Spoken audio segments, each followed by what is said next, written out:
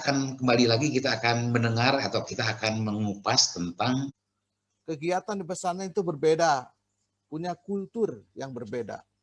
Maka kita akan mengetahui tentang rancang bangun, metodologi, terus berbagai macam hal, dari mulai struktur dasar sampai dengan struktur dalam, atau survei structure sampai dengan deep structure, bagaimana pesantren menghadapi pandemi.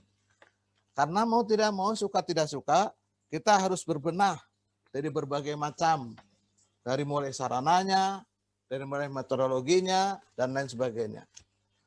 Minimum ada 7 hal di pesantren itu, salah satu diantaranya adalah bahwa pesantren itu identik dengan yang namanya begitu dekatnya antara santri dengan kiai, begitu dekatnya antara siswa dengan guru, begitu dekatnya antara mahasiswa dengan dosen. Dan yang kedua adalah ketaatan santri. Yang ketiga adalah tentang sederhananya dan mandirinya santri. Yang keempat tentang suasana ukhuwah. Yang kelima tentang suasana religius. Dan yang keenam adalah keistiqomahan. Dan yang ketujuh adalah semangat mengaji. Lalu bagaimana tatkala terjadi pandemi semacam ini? Apakah kedekatan santri dengan kiainya akan terjadi? Padahal pandemi menjadikan jarak antara kiai dan santri sekarang menjadi terbentang. Begitu juga dengan kehidupan santri yang katanya sederhana dan mandiri. Apakah saat ini santri yang berjarak jauh di rumahnya bisa mandiri? Atau mereka juga bisa sederhana? Tentu itu akan terjadi sebuah sebuah dilematis tersendiri. Baik, para peserta sekalian, kita mulai saja. Dipersilakan kepada Pak Kiai Haji Abdul Wahid, MSI, untuk menjelaskan dan memaparkan materinya. Dipersilakan Pak Kiai. Terima kasih Pak Ni'matullah. Assalamualaikum warahmatullahi wabarakatuh. Bismillahirrahmanirrahim. Bismillahirrahmanirrahim.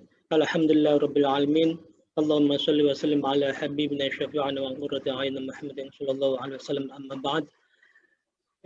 Teman-teman yang saya hormati, Profesor Dr. Waska yang saya hormati, kali ini saya punya tugas 15-20 menit ke depan untuk presentasi ini yang saya kasih judul menjaga mutu pendidikan pesantren, tantangan di era pandemi. Mudah-mudahan presentasi saya bisa saya bawakan dengan cepat gitu ya.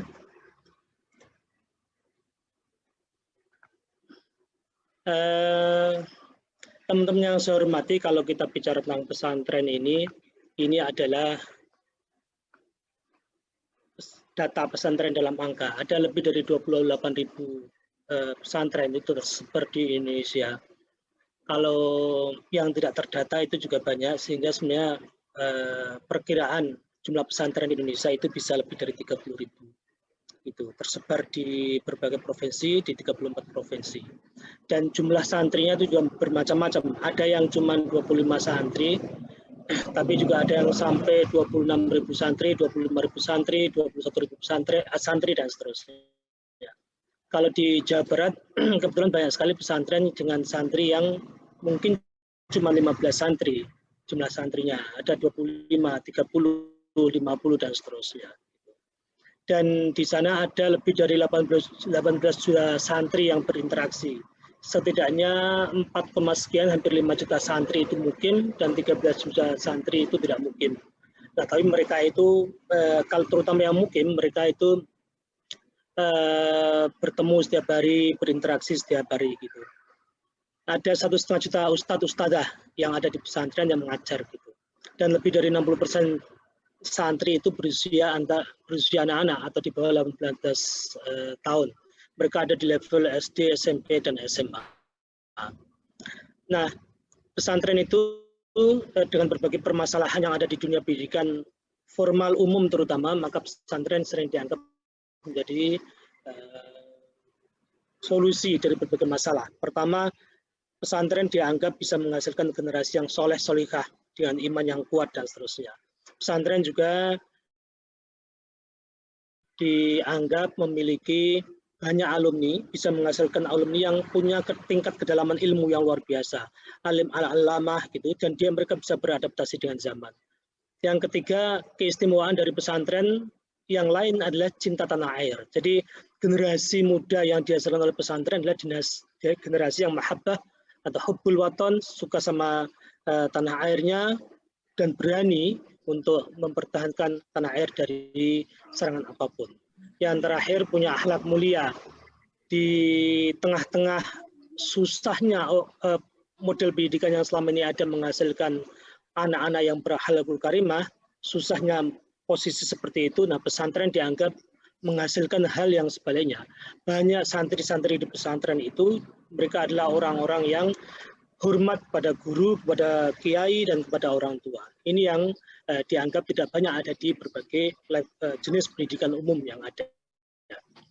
Nah, bagi seorang santri kiai adalah kisah nyata. Jadi setiap hari 90% dari kehidupan sang santri adalah teladan dari sang kiai. Ia adalah kisah nyata yang kehidupan hariannya itu ada di tengah-tengah santri. Ini berbeda dengan guru biasa yang ada di sekolah biasa. Kalau guru biasa itu kira-kira, kalaupun dia mengajar dari jam 7 sampai jam 12 atau jam 1, maka kiai itu 24 jam kehidupannya. Kalau seorang guru biasa, itu maka setelah selesai dia mengajar, maka dia pulang dan dia bergelut dengan persoalannya sendiri, persoalan rumah tangganya dan seterusnya. Tetapi seorang kiai, dia malam pun dia bangun tidur dan berdoa kepada Allah Subhanahu wa taala untuk kepentingan santri. Jadi kiai adalah kisah nyata yang setiap hari begitu dekat dengan pesantren. Pesantren itu ada banyak sekali karakteristik, ada banyak sekali hal yang kita anggap bagian dari pesantren. Mulai dari pertama tadi soal kedekatan kiai dan santri, lalu ketaatan santri itu sendiri, ketaatan santri, kemudian kesederhanaan dan mandiri, suasana persaudaraan yang kuat, suasana religius, lalu istiqomah dan punya semangat mengaji. Ini ada beberapa karakteristik yang bisa ditampilkan tentang kehidupan pesantren, kehidupan khas pesantren. Setidaknya saya bilang pesantren-pesantren yang punya afiliasi kepada Nahdlatul Ulama. Saya tidak ingin berbicara dan mungkin tidak berbicara tentang pesantren-pesantren yang tidak punya afiliasi terhadap NU. Jadi saya mengatasnamakan bagian dari RMI PBNU atau Rabithah Ma'ahid Islamiyah atau Asosiasi Pesantren di bawah NU.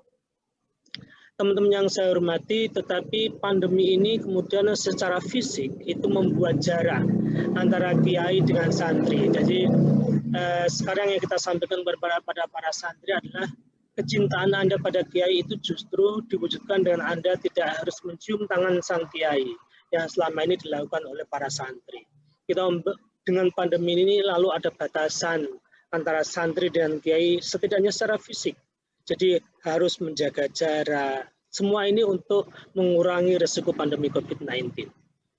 Nah, selain itu yang kemudian dirasakan sebagai dampak dari COVID-19 ini kepada pesantren adalah satu soal kesehatan. Jadi ada protokol kesehatan. Sementara itu pesantren sebenarnya dalam keadaan atau dalam posisi keterbatasan infrastruktur kesehatan di pesantren. Secara ekonomi juga berdampak. Menurut kemampuan pembiayaan operasional pesantren dan bagi para wali santri itu sendiri, kita tahu sebagian besar masyarakat dan para wali santri ini termasuk di dalamnya mereka terdampak betul dengan COVID-19 ini. Dari segi pendidikan tentu saja ada banyak sekali santri yang dipulangkan dan bahkan sampai sekarang ada sebagian pesantren yang itu belum memberikan izin kepada santri untuk balik kepada pesantren. Ada banyak yang kemudian berubah karena kemudian yang terjadi misalnya pembelajaran jarak jauh dan tentu saja interaksi yang secara tidak langsung terjadi antara kiai dengan santri. Secara tradisi ada banyak hal yang kemudian harus berubah, ya. Tradisi pesantren yang selama ini mengandalkan interaksi sosial dengan para kiai, perjumpaan fisik, kemudian itu menjadi berubah. Gitu. Nah, sementara itu kita juga tahu secara keseharian kalau kita bicara tentang imunitas santri ada banyak hal yang saya kira perlu diperhatikan di pesantren, di sebagian pesantren yang selama ini ada. Satu soal komunitas komunal. Jadi santri ini kan memang komunitas komunal yang setiap hari bertemu, setiap hari berinteraksi, ngaji, berjamaah, mutolaah, dan seterusnya. Sarana kesehatan juga terbatas, sanitasi juga banyak yang tidak standar, dan tentu saja asupan nutrisi. Ini kita tahu ada selama ini ada banyak santri yang kurang memperhatikan soal asupan nutrisi. Gitu. Kira-kira nutrisinya itu ya terbatas, tidak bergizi, dan seterusnya. Nah, untungnya mereka ada dalam usia-usia yang sangat muda, sebagian besar, sehingga memang daya imun mereka kuat. Gitu. Nah, tetapi kita tetap harus berikhtiar bahwa pesantren itu harus tetap sehat tanpa COVID-19. Ada banyak landasan teologis yang ada di pesantren yang kira-kira memberikan penguatan kepada para santri, kepada para kiai, para pengasuh, para asatidz, bagaimana pesantren itu harus sehat dan tidak boleh menjadi klaster dari COVID-19. Nah, oleh karena itu beberapa hal yang dilakukan, misalnya untuk meminimalkan dampak di segi kesehatan, setidaknya yang dilakukan pertama soal protokol kesehatan. Ada banyak pesantren yang kemudian menerapkan standar protokol kesehatan. Salah satu yang dilakukan ketika para santri itu datang, mereka dulu masih swab rapid test ya, kemudian sekarang ada antigen dan seterusnya. Nah, mereka yang sehat pun itu kemudian diisolasi mandiri. Ada ruang-ruang khusus. Sementara yang kemudian terdeteksi mereka reaktif misalnya, kemudian ada ruang isolasi yang lain juga. Ini adalah bagian dari protokol kesehatan. Setelah itu sekarang banyak sekali pesantren yang sudah berjalan itu lokasinya itu betul-betul terjaga secara fisik, tidak boleh atau tidak bisa setiap orang itu sembarangan kesana kemari masuk ke dalam pesantren. Jadi ini yang diinginkan, pesantren itu harus dicegah menjadi klaster baru gitu. Nah, ada kelaziman baru yang terjadi setelah ada COVID-19 ini. Banyak ya, kira-kira ada pembatasan pertemuan, interaksi itu mulai dijaga, mulai diatur gitu. Nah, bagaimana dengan pendidikan di pesantren, agenda saat dan pasca pandemi? Bagaimana pendidikan pesantren diselenggarakan? Nah, bagi kami di pesantren, kiai tetap menjadi teladan. Gitu. Ada di hati dan pikiran seorang santri. Kisah mereka adalah tetap menjadi inspirasi. Nasihat dan bimbingan mereka adalah tetap untuk ditaati. Tetapi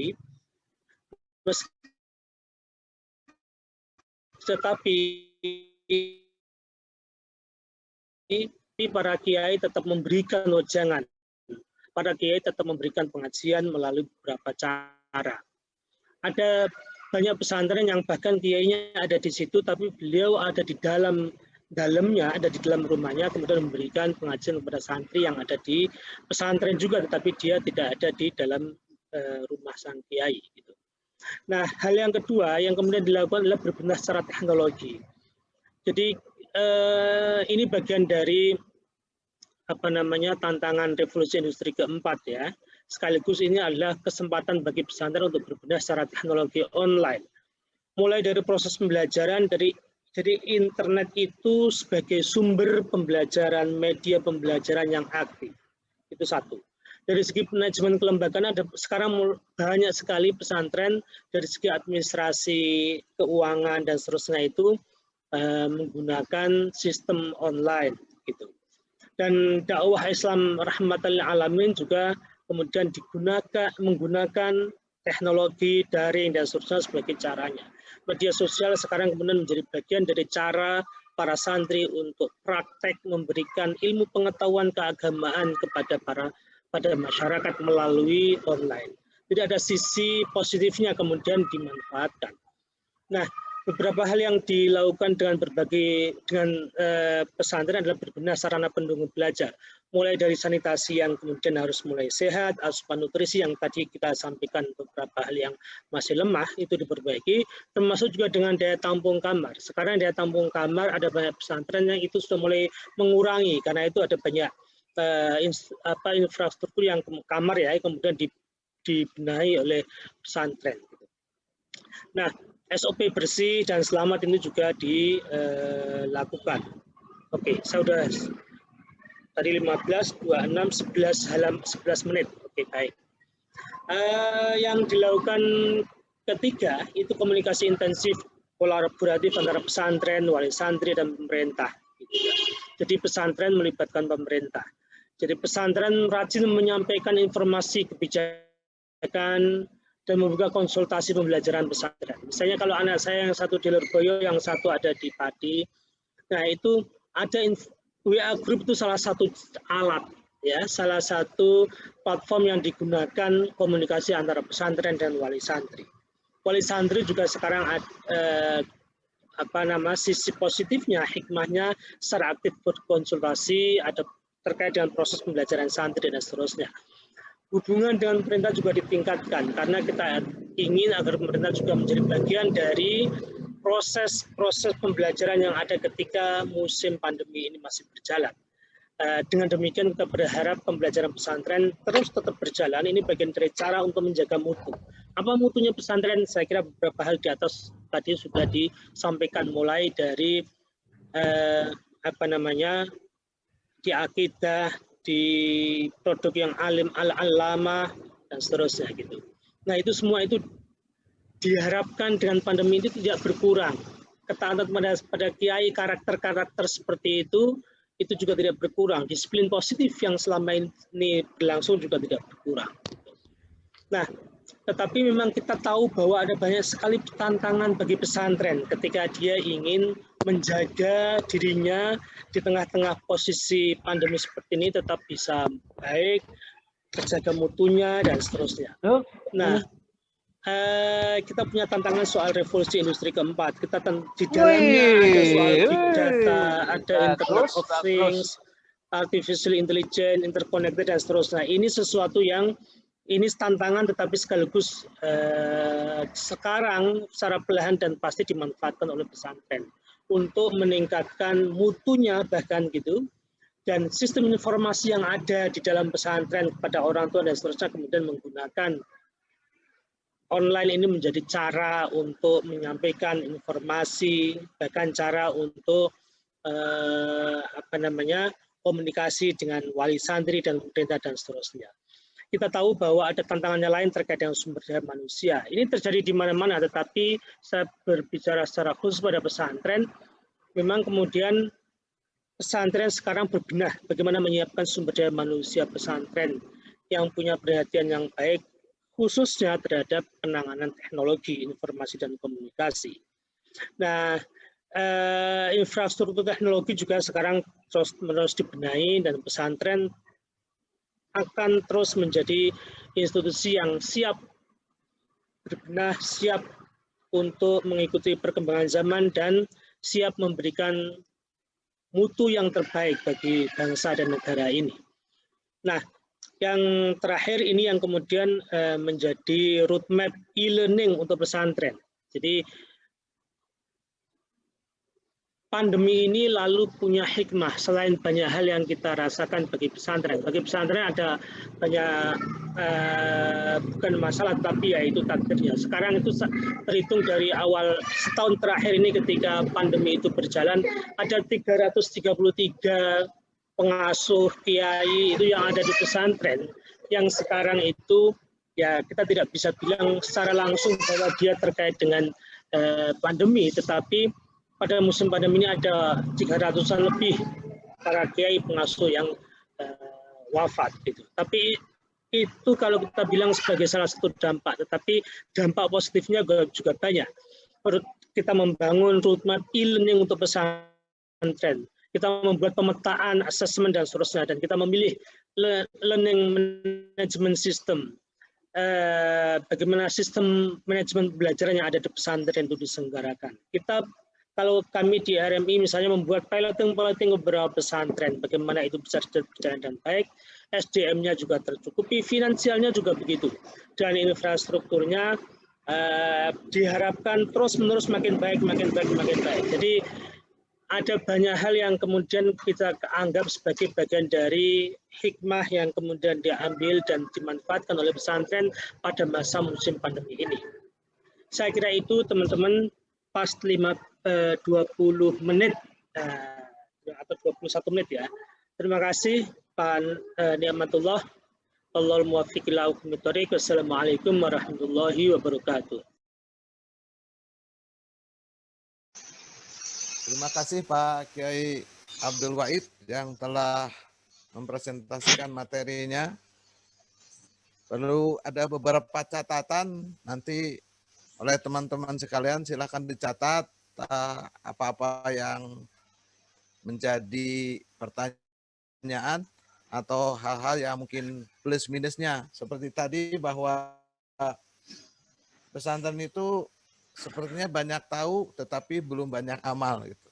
Jadi baru learning to know belum sampai ke learning to do, itu salah satu di antaranya. Baik, dipersilakan kepada Pak Haji Unang untuk memberi tanggapan atau menanggapinya materi dari Pak Kiai Haji Abdul Wahid. Silakan Pak Haji Unang, Ketua BAS dari Sukabumi. Baik, terima kasih. Assalamualaikum warahmatullahi wabarakatuh. Waalaikumsalam. Yang terhormat Prof. Waska dan yang terhormat para pemateri serta seluruh peserta. Alhamdulillah pada saat ini kita dapat mengikuti sebuah pembahasan yang sangat penting.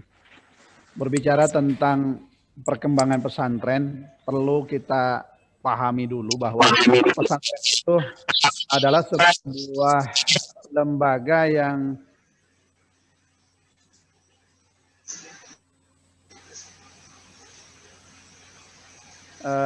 karena dengan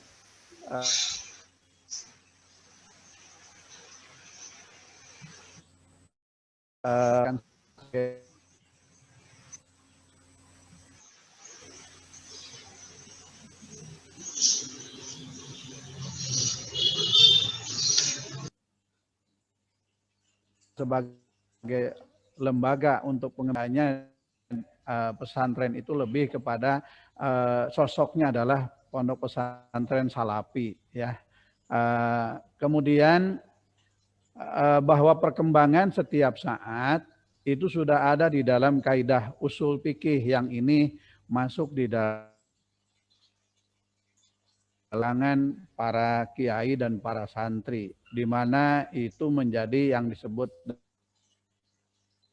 dengan qadim sholih wal ahdu bil jadidil aslah.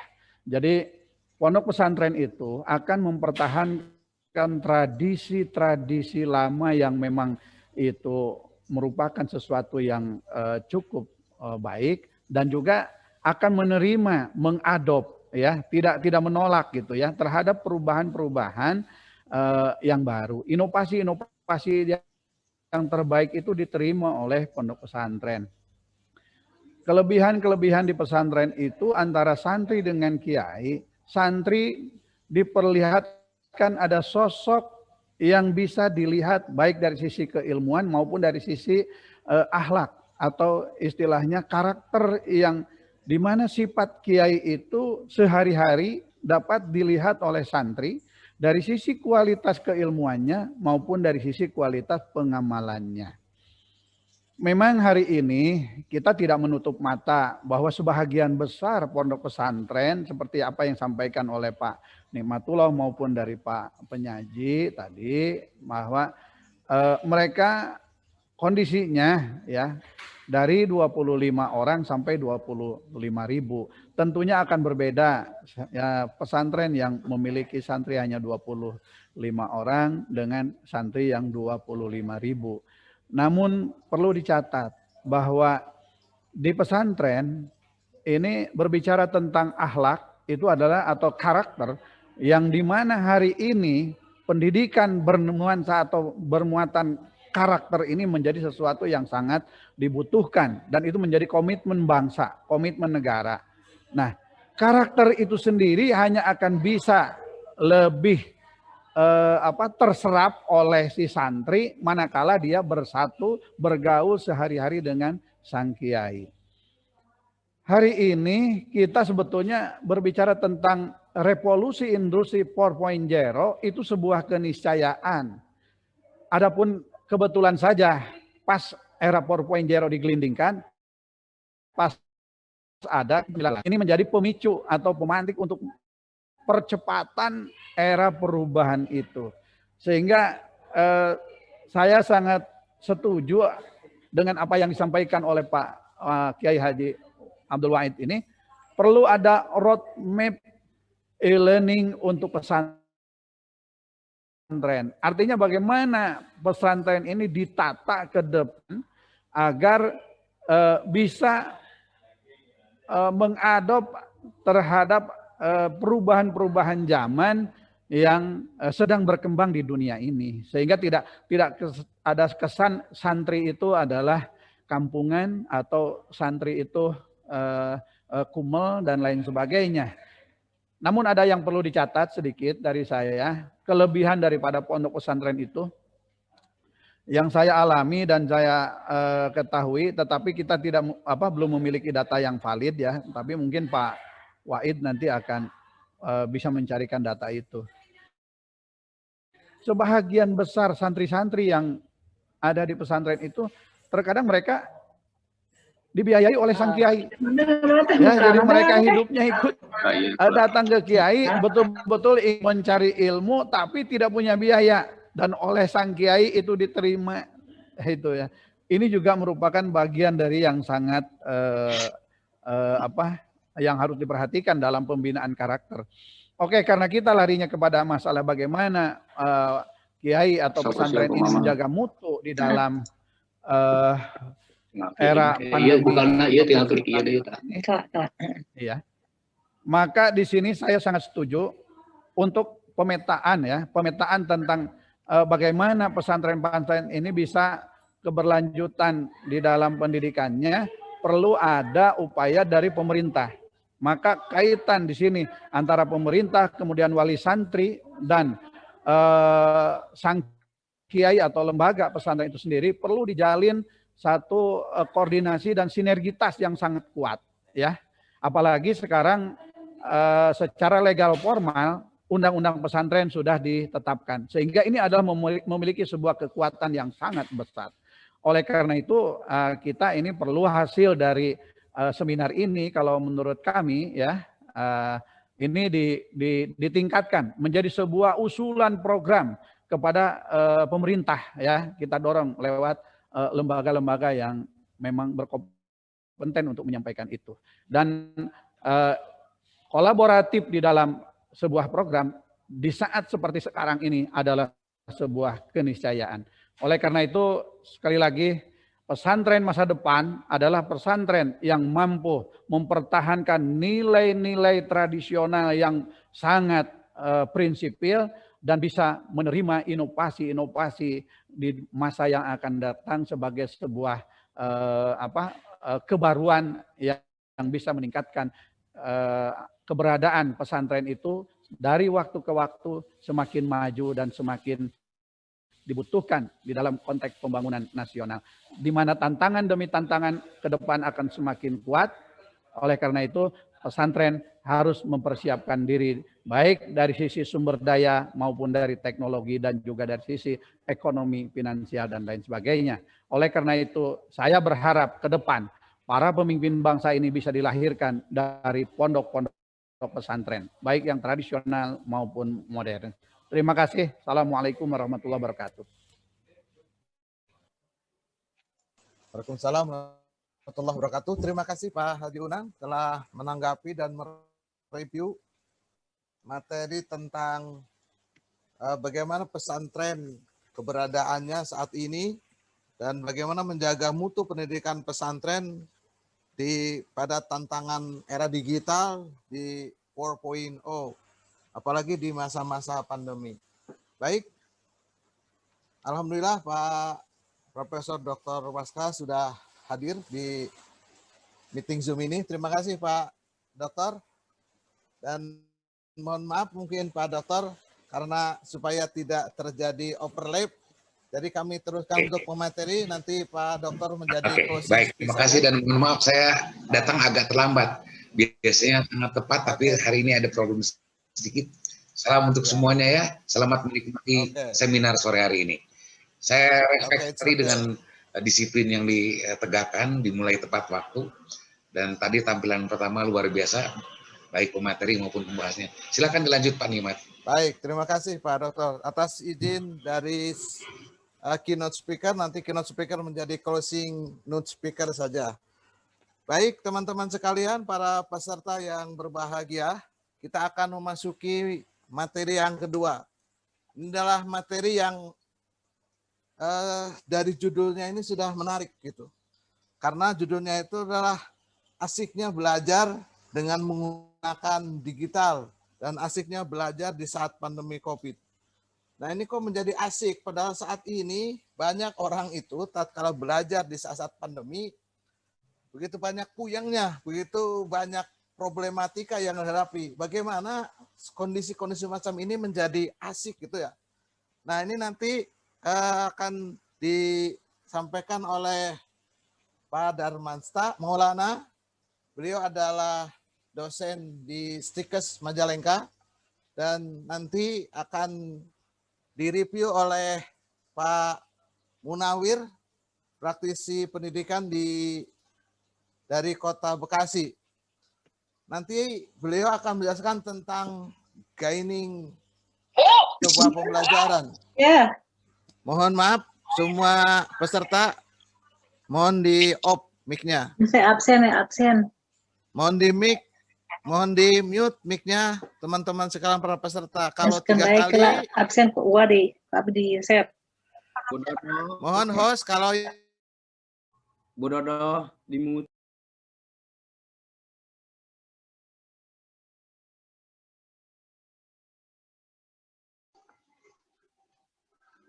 Nikmatullah belum di Nikmat di barusan nggak kedengar.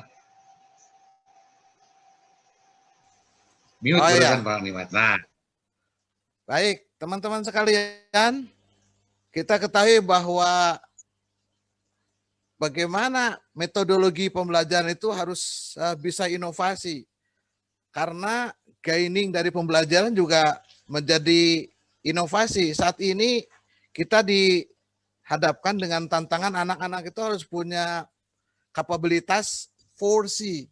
Yang pertama tentang critical thinking, yang kedua tentang creativity, yang ketiga tentang communication, dan yang keempat tentang collaboration. Dan ini adalah sebuah perjalanan panjang di pendidikan itu, dunia yang terus berubah dari mulai istilah industri 1.0, 2.0, 3.0, dan 4.0. Ini harus bagaimana?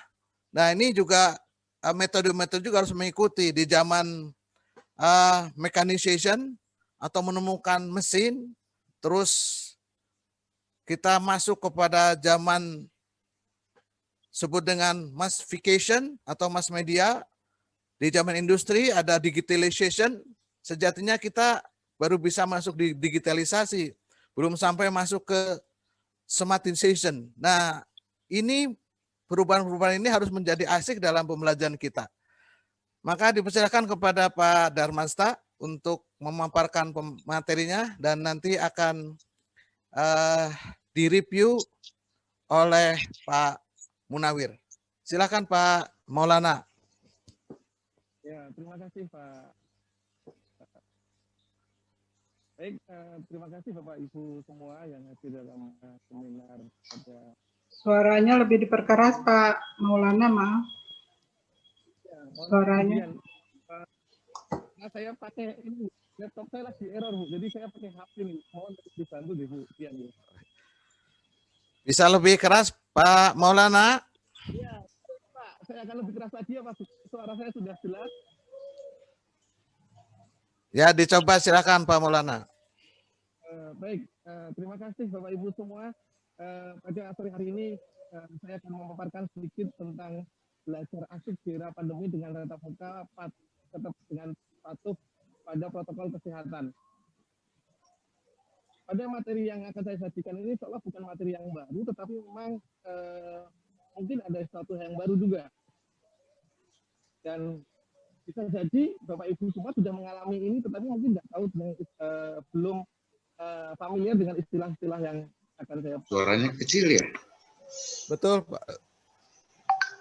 Apakah suaranya jelas sekarang, Pak? Ya, jelas. Benar, bagus. Begitu. Baik, saya nggak usah pakai headset kalau gitu. Ya, jangan. Baik, kita tahu bahasanya kondisi saat kemarin sore, kemarin sampai hari kemarin, kasus COVID di Indonesia ini sudah mencapai 1 juta. Di atas angka 1 juta ini adalah angka yang sangat fantastis tentunya, dengan angka kematian sebesar 29.331. Maka mau tidak mau kita ini memang harus tetap masih dengan pembelajaran jarak jauh. Tanpa adanya COVID ini, sebenarnya dengan kondisi revolusi industri 4.0 ini, kita memang tetap harus familiar dengan teknologi informasi. Kalau tidak, maka kita akan ketinggalan zaman. Pandemi virus COVID-19 ini telah mendorong terjadinya perubahan struktur yang sangat cepat. Ya, mau nggak mau kita dituntut untuk melakukan pembelajaran jarak jauh karena kita tahu bahwasanya COVID ini salah satu pencegahannya adalah dengan menjaga jarak. Ya. Di satu sisi dampaknya dengan adanya COVID ini, kita tahu bahwasanya secara ekonomi, secara sosial sangat-sangat terdampak dengan adanya COVID ini. Begitu juga dengan dunia pendidikan, karena pendapatan ekonomi yang terjadi perubahan, ya, maka institusi pendidikan juga mendapat banyak tekanan finansial, ya, terutama ketika orang tua santri atau siswa meminta potongan atau penundaan pembayaran. Ya, pemerintah pun akhirnya membuat kebijakan kurikulum darurat atau dalam kondisi khusus dan perluasan pembelajaran tatap muka untuk zona kuning. Ya, makanya pemerintah dalam hal ini Menteri Pendidikan dan Kebudayaan membuat keputusan Menteri Pendidikan dan Kebudayaan RI nomor 719, slide berikutnya ya Bu Dian ya, pada nomor 719 P2020 tanggal 4 Agustus 2020 tentang pedoman pelaksanaan kurikulum pada satuan pendidikan dan kondisi khusus, kemudian dikuatkan dengan keputusan Dirjen Pendidikan Islam nomor 2791 tahun 2020 pada tanggal 18 Mei 2020 tentang panduan kurikulum darurat pada madrasah. Tadi sudah disinggung oleh Pak Wahid tentang bagaimana pembelajaran di masa pandemi saat pembelajaran jarak jauh di saat pandemi pada pondok pesantren. Ya, pada implementasi pembelajaran jauh ini kebetulan gambaran penelitian yang diperoleh kepada dosen ya.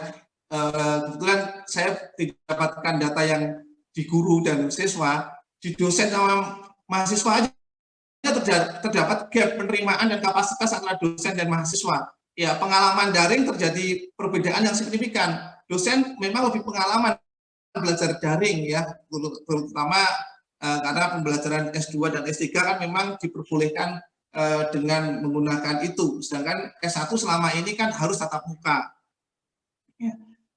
Sehingga terjadi gap. Kemudian ternyata dengan pembelajaran daring ini mahasiswa lebih suka dengan pembelajaran daring karena kita tahu dengan pembelajaran daring mahasiswa lebih bebas, tidak terikat waktu, dia bisa kemana-mana. Sedangkan dosen tidak menyukai karena memang ada beberapa kesulitan terutama dalam hal penilaian. Ya, asesmennya lebih harus dengan cara yang berbeda dibandingkan dengan tatap muka. Dan materi pembelajaran online daring ini ternyata masih didominasi oleh dengan menggunakan PowerPoint, Word, PDF, maupun Excel. Di satu sisi tantangan yang dihadapi ternyata kita masih sama, yaitu sinyal. Ya, jaringan di Indonesia tidak merata. Kuota data yang masih mahal dan alat IT yang dimiliki oleh pengajar dan mahasiswa yang masih terbatas. Kita sangat berbeda dengan Oxford University yang sudah canggih gitu ya. Daringnya lebih bagus. Ya, dosen mengajar di kelas. Tampilan mahasiswa di sana masing-masing satu layar, ya, nggak seperti yang di Zoom kita ini ya, terbatas sekali. Ya, makanya mau tidak mau tanpa adanya COVID pun kita dituntut untuk perlu adanya inovasi pembelajaran. Karena apa? Dengan inovasi pembelajaran ini akan mendorong guru dan siswa menggunakan sumber belajar internal dan eksternal dengan memanfaatkan teknologi informasi. Ya, karena kita sudah zaman era digitalisasi, selama ini kita belajaran tatap muka sangat terbatas sekali dalam penggunaan teknologi informasi. Ya, kemudian kita dituntut untuk peningkatan kompetensi pada abad 21 minimal 4CS, ya, yaitu collaboration, communication, creativity, dan critical thinking. Dengan adanya pembelajaran jarak jauh ini sebenarnya, dengan adanya inovasi pembelajaran ini, sebenarnya kita mendorong menjadi pembelajar sepanjang hayat. Ini yang paling penting. Bahwasanya belajar itu bukan hanya di sekolah saja. Setelah lepas sekolah, kita dengan adanya teknologi informasi ini akan mendorong seseorang siswa, mahasiswa ini akan belajar sepanjang hayat. Ketika dia mendapati permasalahan, dia bisa mencari dari berbagai teknologi informasi yang bisa diakses. Tidak melulu dengan apa yang diperoleh oleh dari guru dan dosennya saja, tapi dia bisa mencari sendiri untuk mendapatkan ilmu pengetahuan dan keterampilan yang dibutuhkan. Ya. Yang keempat, ini adalah dengan perkembangan pengetahuan teknologi dan inovasi yang semakin cepat, maka kita pun pembelajaran pun perlu adanya inovasi, karena revolusi 4.0 ini jelas-jelas menuntut kita untuk berkreatif, ya, melakukan inovasi. Ya. Kita tahu bahwasanya dunia ini terus berubah. Ya, kita dulu mengalami zaman dulu ketika masih industri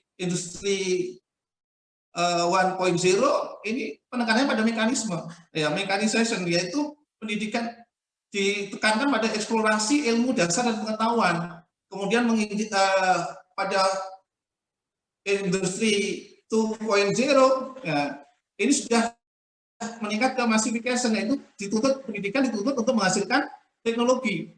Ya, kemudian memasuki era digitalisasi, industri 3.0, ya, ini pendidikan dituntut untuk memproduksi pengetahuan. Tapi sekarang ketika memasuki industri 4.0, ini sudah harus smartization. Pendidikan ini dituntut untuk menghasilkan atau memproduksi sebuah inovasi yang baru. Ya. Makanya dalam pembelajaran pun kita dituntut untuk pemanfaatan TIK. Ya. Dalam pembelajaran pemanfaatan TIK ini secara garis besar dibagi menjadi 4 tipe. Yang pertama adalah menggunakan tatap muka tradisional. Ya. Yang kedua adalah web engine, yaitu pembelajaran yang diperkaya dengan akses internet. Dan yang ketiga adalah blended learning atau hybrid learning, yang nanti insya Allah akan dipaparkan oleh penyaji berikutnya. Dan yang keempat adalah fully online. Ya, ya, kalau pada tatap muka tradisional ini sepenuhnya ya online hanya 0%, sedangkan web engine ini proporsinya 1-29%. Untuk blended learning ini 30-79%, sedangkan full online itu enggak serta-merta 100% enggak, tetapi lebih dari 80% pembelajaran berbasis online. Ya, inovasi pendidikan selama ini kalau kita tahu hanya blended learning sama e-learning saja. Saya mendapatkan sebuah literatur yang saya baca, yang saya dapatkan, ternyata pembelajaran ini dibagi menjadi 4 ya, yang berbasis dengan menggunakan IT ini ya, menggunakan TIK ini. Yang pertama adalah blended learning, yang kedua adalah e-learning, yang ketiga m-learning, dan yang keempat adalah u-learning. Ya, blended learning ini adalah mengkombinasikan cara daring dan tatap muka. Sedangkan e-learning ini adalah pembelajaran berbasis komputer dan jaringan internet. Sedangkan m-learning ini menggunakan basis mobile atau smartphone. Sedangkan u-learning ini lebih luas lagi jangkauannya dibandingkan e-learning ini, karena paradigma baru pembelajaran yang bisa dilakukan dimanapun, kapanpun, dan dengan apapun, seperti menggunakan perangkat seluler atau gawai.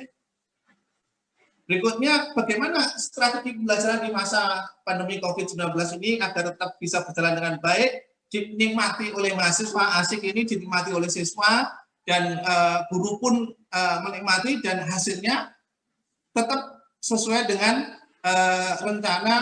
sesuai dengan perencanaan dan pendidikan. Yang pertama adalah pembelajaran bauran atau blended learning atau hybrid tadi, atau daring penuh atau full online. Iya, dengan ini ya, dengan pembelajaran ini akan mendorong siswa menggunakan sumber belajar internal dan eksternal dengan memanfaatkan teknologi informasi. Dan ini kita tahu bahwasanya ini sebagai peningkatan kompetensi P21. Tentunya dengan pembelajaran online ini akan mendorong pembelajaran sepanjang hayat, dan kita akan memanfaatkan teknologi inovasi semakin cepat. Ya. Jadi ketika saat ini kita tahu bahwa penggunaan TikTok dan sebagainya, nah ini juga bisa digunakan di dalam pembelajaran yang di zaman sekarang ini. Karena apa? Dengan e-learning ini memberikan akses dan fasilitas kepada mahasiswa-siswa untuk membangun pengetahuan secara mandiri, sedangkan guru dan dosen berperan sebagai fasilitator dan motivator. Jadi ketika kita masuk ke era e-learning ini, ya penggunaan akses apapun teknologi bisa dimanfaatkan untuk mencapai tujuan pembelajaran. Ya, berikutnya adalah gambaran blended learning. Ini adalah bagaimana menggabungkan antara teknologi dan manusia. Ya, manusia sebagai motivasi, memberikan feedback, memberikan tindakan disiplin, ya. Sedangkan teknologi memberikan fasilitas sehingga bisa melaksanakan pembelajaran itu. Baik, ya, kemudian pembelajaran daring, ya, ini adalah pembelajaran dengan secara garis besar adalah pembelajaran dengan memanfaatkan teknologi informasi dan komunikasi yang merupakan hasil integrasi secara sistematis atas komponen pembelajaran dengan memerhatikan mutu sumber belajar dan berciri khas adanya interaksi pembelajaran lintas waktu dan ruang. Ya, metrik kelas daring ini ada 4 ya, walaupun tidak terbatas ini. Yang pertama adalah dengan menggunakan grup medsos. Ya, ini yang sering dipakai ya, dengan kelebihan antara lain Telegram, Facebook, dan WhatsApp. Ya, ini sebenarnya bisa digabungkan supaya pembelajaran itu lebih mengena. Misalkan ini untuk di WhatsApp itu mengirim video yang lama ini tentu sangat berat. Ya, Telegram juga seperti itu. Hasilnya kalau Telegram tidak korup, gambar dan video tidak korup, beda dengan WhatsApp. Nah, kalau pengalaman saya dengan pembelajaran daring ini adalah dengan menggunakan Facebook, WhatsApp, dan Telegram saya padukan. Ya. Untuk Facebook, saya pembelajaran secara live, secara langsung, sehingga kita tahu mahasiswa hadir dan tidak, yaitu selalu saya kasih feedback pertanyaan di sana. Dengan secara langsung live, mahasiswa menjawab, silakan dijawab bisa lewat, jawabannya bisa lewat grup WhatsApp atau lewat di kolom komentar Facebooknya itu. Nah, ini yang saya lakukan ketika saya menggunakan dengan pembelajaran langsung di Facebook. Nah, ini lebih enak. Kita tahu mahasiswa yang aktif atau enggak. Saya kasih pertanyaan, saya sebutkan namanya. Nah, dia langsung tulis di sana. Tetapi kendalanya adalah, sekali lagi kendalanya jaringan. Ya, jaringan. Ya, kalau di WhatsApp, kalau enggak saya gunakan misalkan Google Classroom. Google Classroom atau Edmodo. Ya, ini juga sama. Edmodo kemudian Google Classroom kita berikan link melalui YouTube, channel YouTube kita linkkan ke sana. Kita melakukan rekaman dulu, kemudian kita upload di YouTube kita, kemudian linknya masuk ke sana. Tetapi ini kurang interaktif ya, kurang interaktif. Nah, karena tidak bisa live ya, kecuali kalau misalkan YouTube menggunakan live langsung ya bisa aja kalau kita sudah memiliki subscriber yang sesuai dengan yang dipersyaratkan. Ya. Kemudian kita pun juga bisa mengirim, misalkan saat ini kita tahu TikTok dan sebagainya, ini bisa dikirim lewat linknya lewat sini pun juga bisa. Nah, ini penggunaan teknologi ya dengan menggunakan Classcloud ya. Yang sebenarnya yang paling enak ya. Kemudian berikutnya ini adalah dengan menggunakan tim atau dan Zoom ya. Saat ini kita sudah menggunakan Zoom ya. Keterbatasan kita ya, kita tidak bisa mengakses langsung satu persatu, ada yang mungkin bisa ditinggal pergi dan sebagainya ya. Atau Webex Team ya ini atau dengan Microsoft Team ya. Ini kalau Microsoft Team ini kemarin saya coba tanya yang menggunakan adalah Universitas Andalas itu menggunakan Microsoft Team. Yang kemudian bisa juga menggunakan sistem manajemen pembelajaran ini yang sudah dibuat sendiri sistemnya. Contohnya adalah UGM. UGM punya yang namanya ELOC ya. ELOC itu adalah Learning Open for Knowledge Sharing dan ELISA. Ya, UGM sudah menggunakan ini. Dosen bisa mengupload video dan lain sebagainya. Punya mini studio, bisa live dan sebagainya. Nah, ini juga kalau menggunakan sistem ini memang berbiaya lebih besar tentunya. Untuk sekolah sangat kecuali sekolah-sekolah kaya, ya, ini bisa menggunakan ini, tapi sangat masih rata-rata menggunakan fasilitas gratisan. Ya, aktivitas penting dari pembelajaran daring itu adalah bagaimana penyampaian dan pembelajaran materi, objek belajar dan sumber belajarnya, interaksi pembelajaran dan fasilitasi diskusi, kemudian bagaimana melakukan asesmen dan evaluasi belajar. Ya, beberapa ketika kita pembelajaran menggunakan video, ini ada beberapa catatan yang perlu diperhatikan, yaitu maksimal 15 menit. Ya, video berasal dari eksternal yang relevan atau kita buat rekaman sendiri, misalnya TikTok, ya, itu dengan cara aplikasi TikTok itu kan paling mudah ya. Guru bisa membuat rekaman dengan TikTok ini, nanti penugasannya pemukulnya pun juga seperti itu dengan TikTok. Nah, termasuk nanti ketika penilaian motoriknya, nah, ini dengan menggunakan TikTok ini. Nah, ketika kita buat video, ya jangan lupa untuk mengajak bicara. Ya. Kemudian kita tampilkan dengan berbagai macam media, adanya capaian belajar video tersebut, kemudian kita berikan kuis, pertanyaan untuk asesmen materi, dan bagaimana ketika membuat video ini kita harus bisa memberikan, mahasiswa bisa memberikan feedback pada kita, dan yang paling penting adalah ekspresi pengajar itu perlu terlihat. Oke, kemudian yang kedua adalah dengan cara student center learning. Student center learning ini memang adalah mau tidak mau pembelajaran jarak jauh dan e-learning ini. Karena apa? Sebenarnya student center learning pun bisa dilakukan dengan tatap muka dan e-learning. Ini adalah salah satu metode pembelajaran. Ya, kalau selama ini kita masih teacher center learning, yaitu pembelajaran berpusat pada dosen, tetapi dengan paradigma yang baru ini adalah student center learning, sehingga peran guru atau dosen ini menjadi fasilitator dalam pembelajaran. Ya.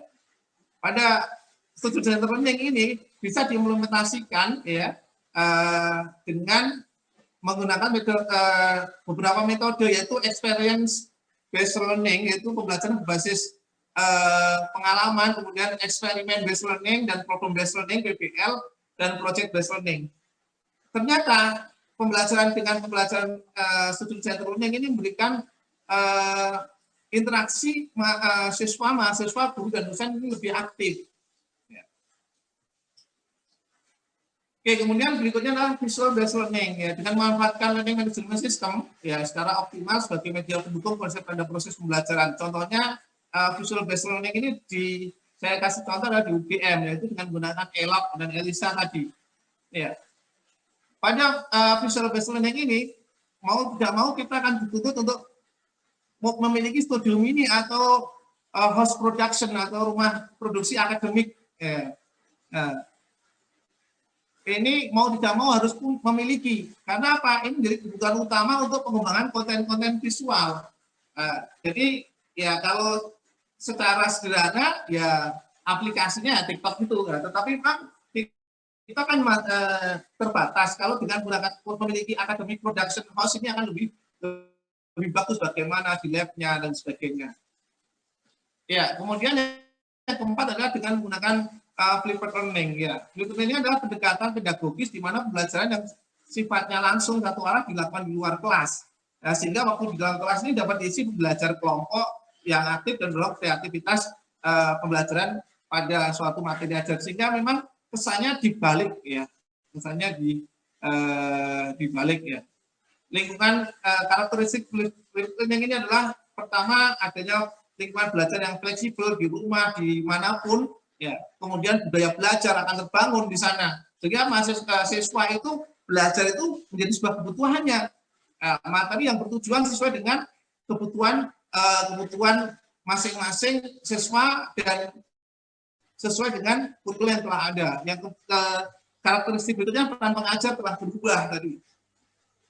Ya. Mohon maaf Pak Maulana, Pak pemateri. Sepertinya waktunya sudah cukup karena materi sudah kami kirimkan ke masing-masing peserta. Oh iya, terima kasih Pak Imatullah. Terima kasih. Baik. Terima kasih Pak Maulana telah menyampaikan materinya. Mohon ada tanggapan dari Pak Munawir, Kota Bekasi sebagai praktisi pendidikan. Dipersilakan Pak Munawir. Terima kasih Pak Moderator. Sebelumnya, Assalamualaikum warahmatullahi wabarakatuh.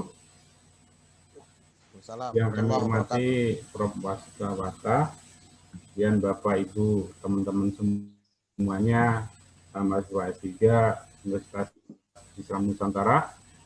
Pada kesempatan sore hari ini kita tadi menyimak tentang belajar asik di era pandemi. Memang betul bahwa kondisi sekarang ini mau tidak mau, suka ataupun tidak suka, memaksa para guru, dosen, guru baik tingkat dasar ataupun tingkat menengah,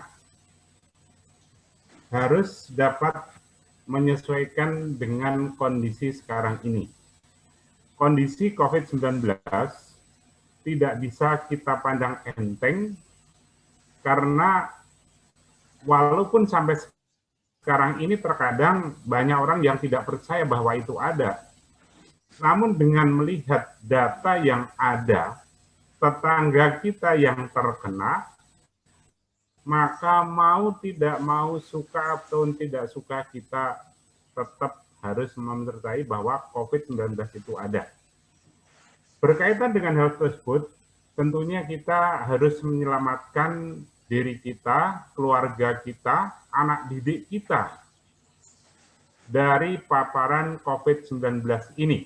Begitu pula di dalam dunia pendidikan, tentunya dalam hal ini adalah pemerintah daerah, karena pemegang kebijakan boleh ataupun tidak dilaksanakan proses pembelajaran langsung di kelas, itu adalah pemerintah daerah, maka pemerintah daerah memiliki peran yang sangat sentral untuk menentukan hal ini. Kemudian bagi sekolah, tentunya dalam era pandemi COVID-19 ini, proses di sekolah tetap berjalan, walaupun sekolah dapat melakukan inovasi-inovasi, karena memang konsultasi dan lain-lain sekolah itu harus tetap ada, karena ada hal ataupun kegiatan-kegiatan yang lain yang sifatnya tidak mengubah orang banyak itu harus tetap ada. Kemudian berkaitan dengan kurikulum, pemerintah memberikan pilihan bagi para sekolah.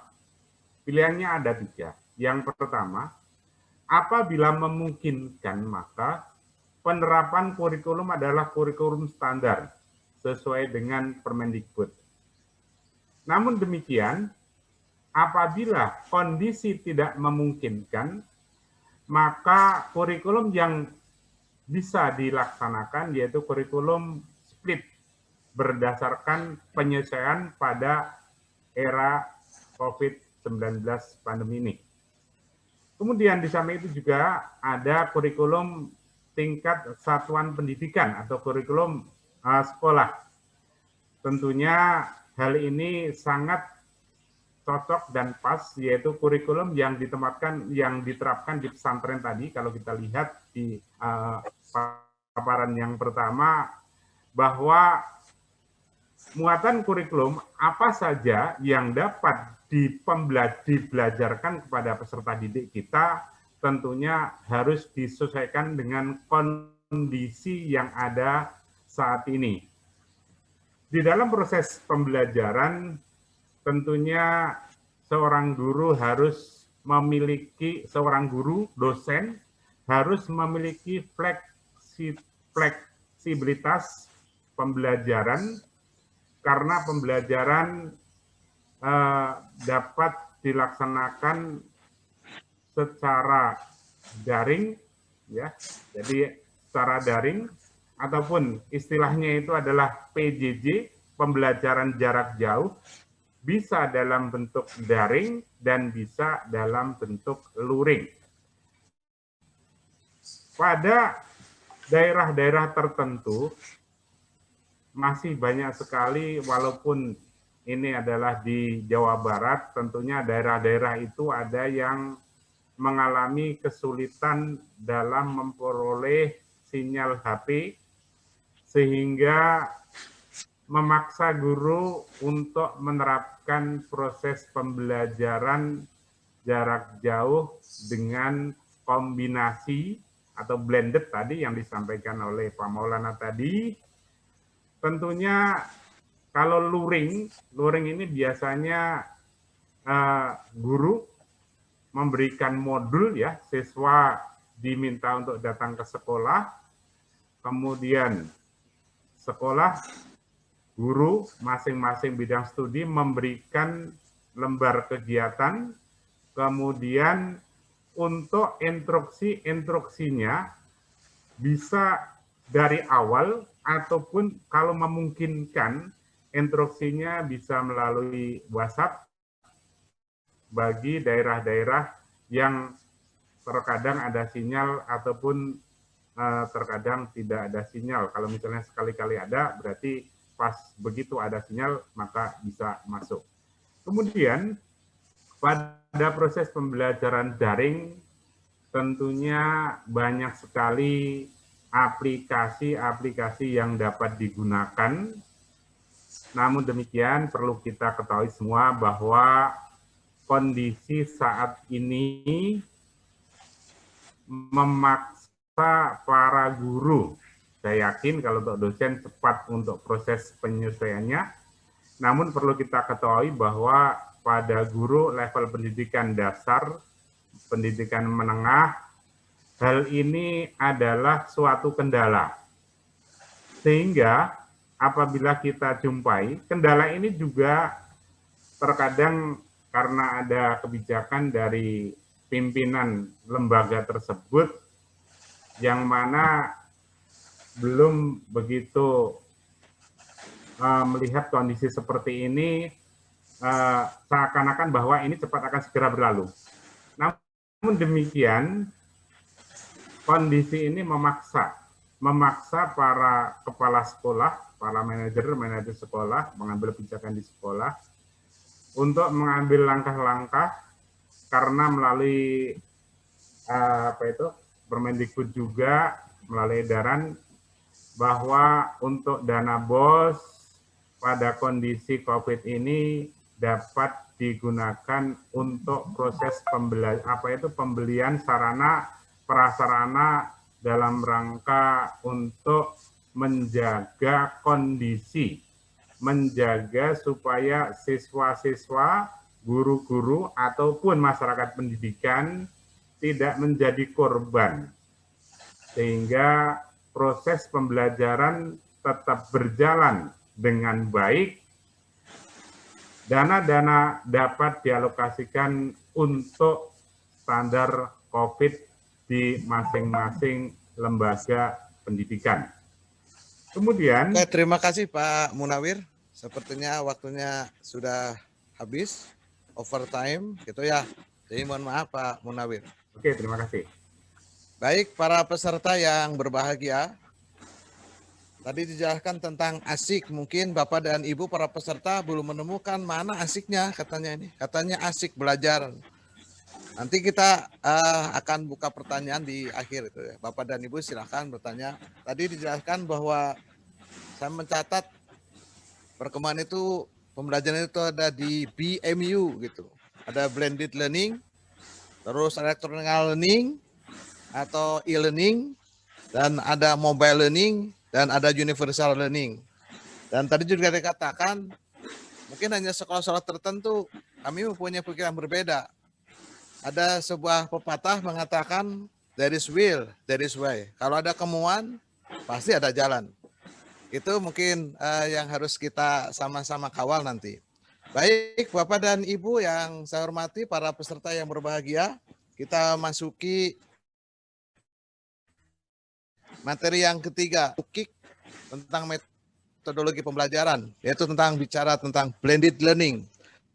Apa itu blended learning? Nanti di sana ada beberapa istilah yang mungkin masih asing buat kita semua. Ada beberapa istilah-istilah tersebut, mudah-mudahan nanti bisa dijelaskan. Untuk itu, pada yang terhormat Pak Barnawi, dipersilakan untuk menjelaskan paparannya. Assalamualaikum warahmatullahi wabarakatuh. Waalaikumsalam warahmatullahi wabarakatuh. Ya, mohon maaf barangkali suara kami tidak jelas karena Cirebon hujan begitu lebat. Bagus, ya, Pak. Semoga tidak suaranya mengurangi. bagus. Ya. Oke, terima kasih. Bismillah, alhamdulillah, wassalatu wassalamu ala rasulillah wa ala alihi washabihi wa mawalah amma ba'du. Yang terhormat Bapak dosen, Bapak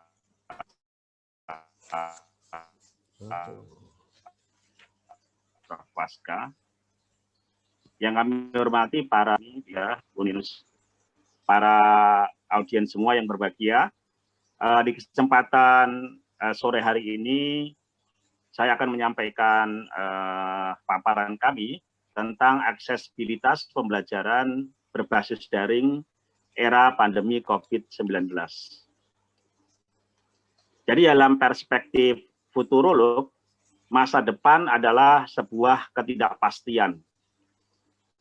Kita tidak pernah menduga, kita tidak pernah memprediksikan bahwa kita termasuk generasi yang akan mengalami fase yang sulit, saya kira, ini tentang pandemi COVID-19. Ternyata COVID-19 ini mendisrupsi banyak aspek. Banyak hal terdisrupsi, terkacaukan oleh kehadiran virus yang awalnya berasal dari kota Wuhan di Cina ini. Banyak sektor yang terdampak, sektor bisnis terdampak, sehingga kita lihat banyak fast food, gerai-gerai fast food di mal-mal tutup. Orang yang bergerak di dunia entertain, di dunia seni juga terdampak. Nah, begitu juga kita yang berada di ranah pendidikan juga memperoleh dampak yang sangat masif. Sudah 1 tahun ini, ya COVID-19 membuat kita berjarak antara santri dengan kiai, antara mahasiswa dengan dosen, antara guru dengan siswa. Itulah kenyataan yang harus kita hadapi sebagai dampak langsung dari pandemi COVID-19. Dampak tidak langsung tentu sangat banyak dan tentu tidak akan kita bahas pada pertemuan ini. Nah, ketika dampak terhadap pendidikan itu kita masif terima, maka kita harus memutar energi kreatif kita, bagaimana pembelajaran tetap berjalan pada fase COVID-19. Pemerintah, baik Kementerian Agama maupun Kementerian Pendidikan, telah mengeluarkan berbagai regulasi terkait dengan pembelajaran di era COVID-19. Meskipun secara konten, Barnawi, mohon maaf, apakah pakai screen atau tidak, Pak? Pakai PowerPoint atau dari tidak? Ibu, Bu. Dari Ibu kan. Silakan host dibantu. Oke, sebentar. Iya. Lanjut Sebentar, Pak Barnawi. Iya, Pak. Nah, ya. Oke. Kita masih di halaman pertama, Ibu. Sebentar, Pak. Oke. Nah, ketika kita menggunakan energi kreatif kita dengan melakukan dekonstruksi dari pembelajaran konvensional di mana kita tatap muka menjadi pembelajaran online, tentu itu akan berdampak baik kepada pendidik maupun peserta didik. Nah, tentu dampak itu bisa kita anggap sebagai sesuatu yang positif karena COVID-19 ternyata bisa menjadi instrumen engineering sosial di mana kita dipaksa untuk menyesuaikan kondisi tersebut dengan lebih dekat dengan teknologi. Maka problemnya adalah seberapa tinggi aksesibilitas pembelajaran berbasis daring. Tadi sudah disampaikan, Pak Munawir mengkritisi bahwa ketika pembelajaran daring itu tentu pada ranah pendidikan dasar mengalami kesulitan, pada ranah pendidikan tinggi mungkin lebih adaptif, tetapi itu saya kira sangat relatif. Oke, ke layar kedua, Ibu Dian. Ke slide kedua. Slide kedua, oke. Ini ke berapa, Bu? Ke slide kedua, Bu. Oke. Nah, mengapa kita harus melakukan pembelajaran daring? Karena pemerintah sendiri membuat sebuah kebijakan bahwa awalnya kita mengenal dengan istilah social distancing. Tetapi ya, istilah itu dipandang mereduksi humanisme kita, di mana kita menjadi lebih sempit ruang aktualisasi untuk bertemu dengan sanak saudara atau rekan dan lain sebagainya, kemudian diperhalus kata-katanya menjadi physical distancing. Jadi jarak yang dibuat atau fisik yang harus berjarak. Ya mungkin ini terinspirasi oleh lagu Jauh di Mata Dekat di Hati. Oke, kita lanjut ke slide ketiga.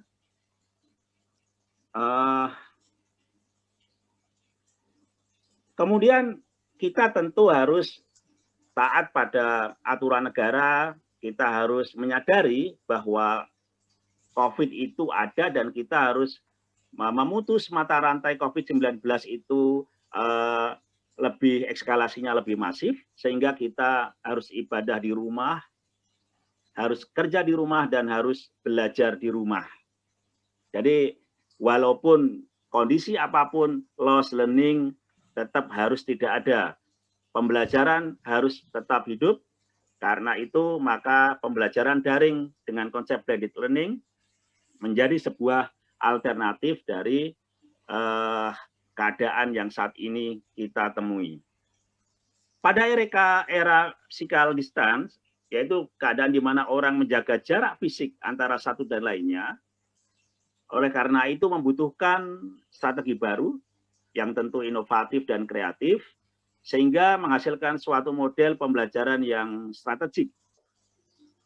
Tentu kita harus mendorong pendidikan ke arah digitalisasi dalam sistem pendidikan, karena itu adalah sebuah kemestian yang harus kita pilih, sehingga peran stakeholder, terutama stakeholder utama, dosen dan para guru berubah di dalam pembelajaran. Apa yang kita alami sekarang, lompat Bu, apa yang kita alami sekarang itu ternyata sudah lama diramal oleh Alvin Toffler tentang future shock, ya, di mana kita menjadi terkejut. Mengapa kita terkejut? Ternyata banyak perubahan-perubahan yang masif, yang unpredictable, yang tidak bisa kita duga. Banyak aspek yang mendisrupsi, apalagi disrupsi itu berangkat dari pandemi yang meluluh lantakkan semua sendi-sendi kehidupan. Maka ya, intinya adalah inovasi atau mati di era daring ini. Kemudian lanjut, distance learning itu berbeda dengan open learning. Distance learning itu jarak, open learning itu sifatnya adalah terbuka, sebagaimana yang sudah lama dikonstruksi oleh universitas terbuka. Jadi di dalam konsep online learning, kita menggunakan fasilitas internet, di mana pembelajar dan pengajar itu bisa saja atau berjarak dan bisa jadi atau mungkin dalam waktu yang berbeda. Nanti akan kita sebut dengan asinkronos. Nah, ini transformasi PJJ memang secara historis evolusi itu selalu ada dan memang secara kontinu. Kita nggak pernah membayangkan bahwa dulu SMS itu adalah gerbang terakhir di dalam kita berkomunikasi. Ternyata sekarang WA dan lain sebagainya berkembang sangat masif. Begitu juga dalam hal transformasi PJJ. Jadi ternyata sudah dimulai startnya itu 1880, di mana itu merupakan fase generasi pertama dalam distance education. Kemudian fase kedua, Open University itu ternyata udah 1960-an, kemudian ekspansi ke tahap ketiga, learning support, kemudian generasi keempat, dan kita ini sekarang sudah masuk ke blended learning, di mana kita bisa menggunakan luring maupun daring sesuai dengan aspek kepentingan, aspek tingkat kesulitan, mana yang harus dikuasai. Tentu materi-materi yang sifatnya skill hand-on, tidak bisa kita cukup dengan model pembelajaran daring, tetapi blended memberi ruang bahwa kita juga bisa melakukan pembelajaran sinkronos, di mana kita bertatap muka dengan para siswa atau para mahasiswa dalam rangka transfer of skill. Kita lanjut. Nah, ini saya kira secara historis nanti bisa dibaca bagaimana generasi pendidikan distance learning itu berkembang, di mana kita sekarang sebenarnya sudah masuk ke MOOC, Massive Open Online Course. Mungkin Bapak dan Ibu semua bisa melihat bagaimana banyak course ditawarkan di dalam Facebook dan lain sebagainya.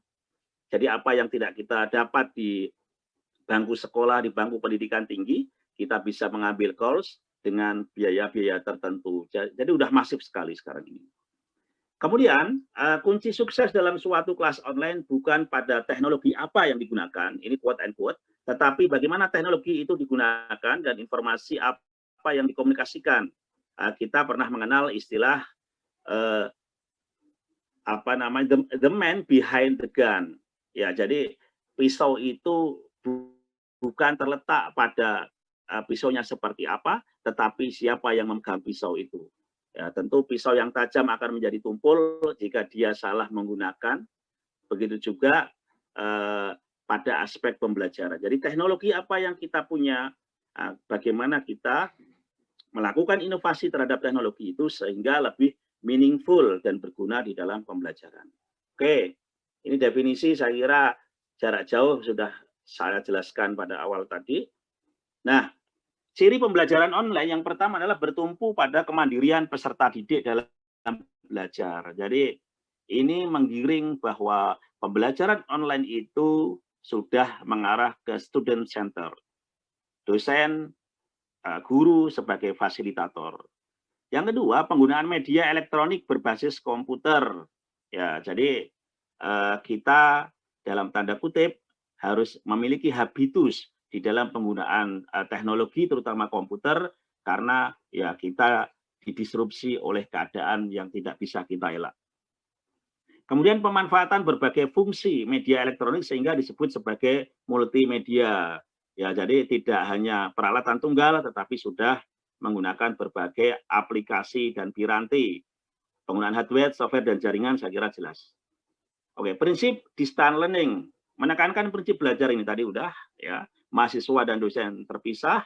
Kita bisa anytime, anywhere, anyone menggunakan teknologi dalam pembelajaran itu difasilitasi oleh TIK dan media pendidikan lainnya.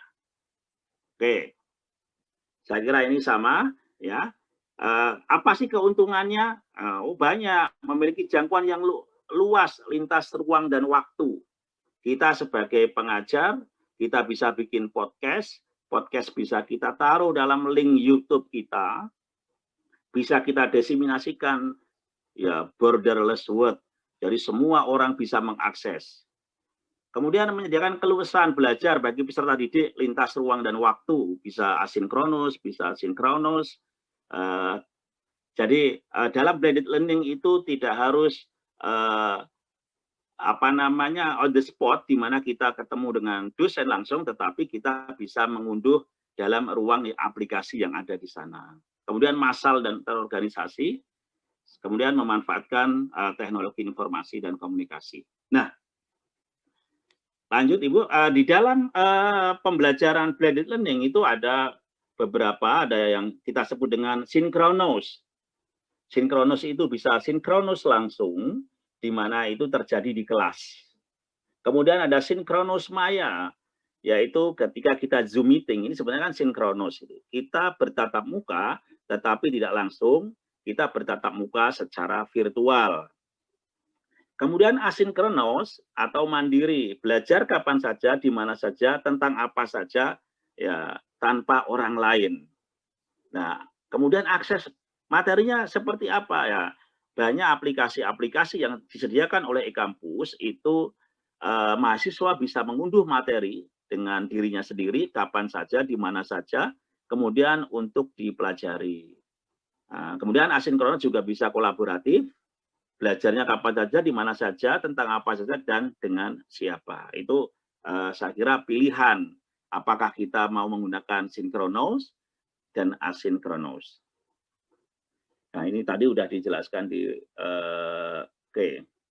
Kemudian, bagaimana learning online material itu bisa melalui PDF, dokumen, PPT, dan lain sebagainya. Itu sudah disediakan di dalam menu-menu yang ada dalam e-kampus kalau di kita itu. Jadi, mau ngunduh materi PDF, PPT, video, dan lain sebagainya. Mohon maaf Pak. Kemudian melalui aktivitas Barnaby, diskusi. Kemudian di situ mohon maaf Pak, pemateri, ya. Waktunya sudah habis. Mudah-mudahan nanti bisa digali dalam diskusi kita.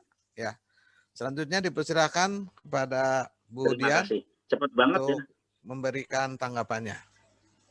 Ya, terima kasih Pak Nimatullah.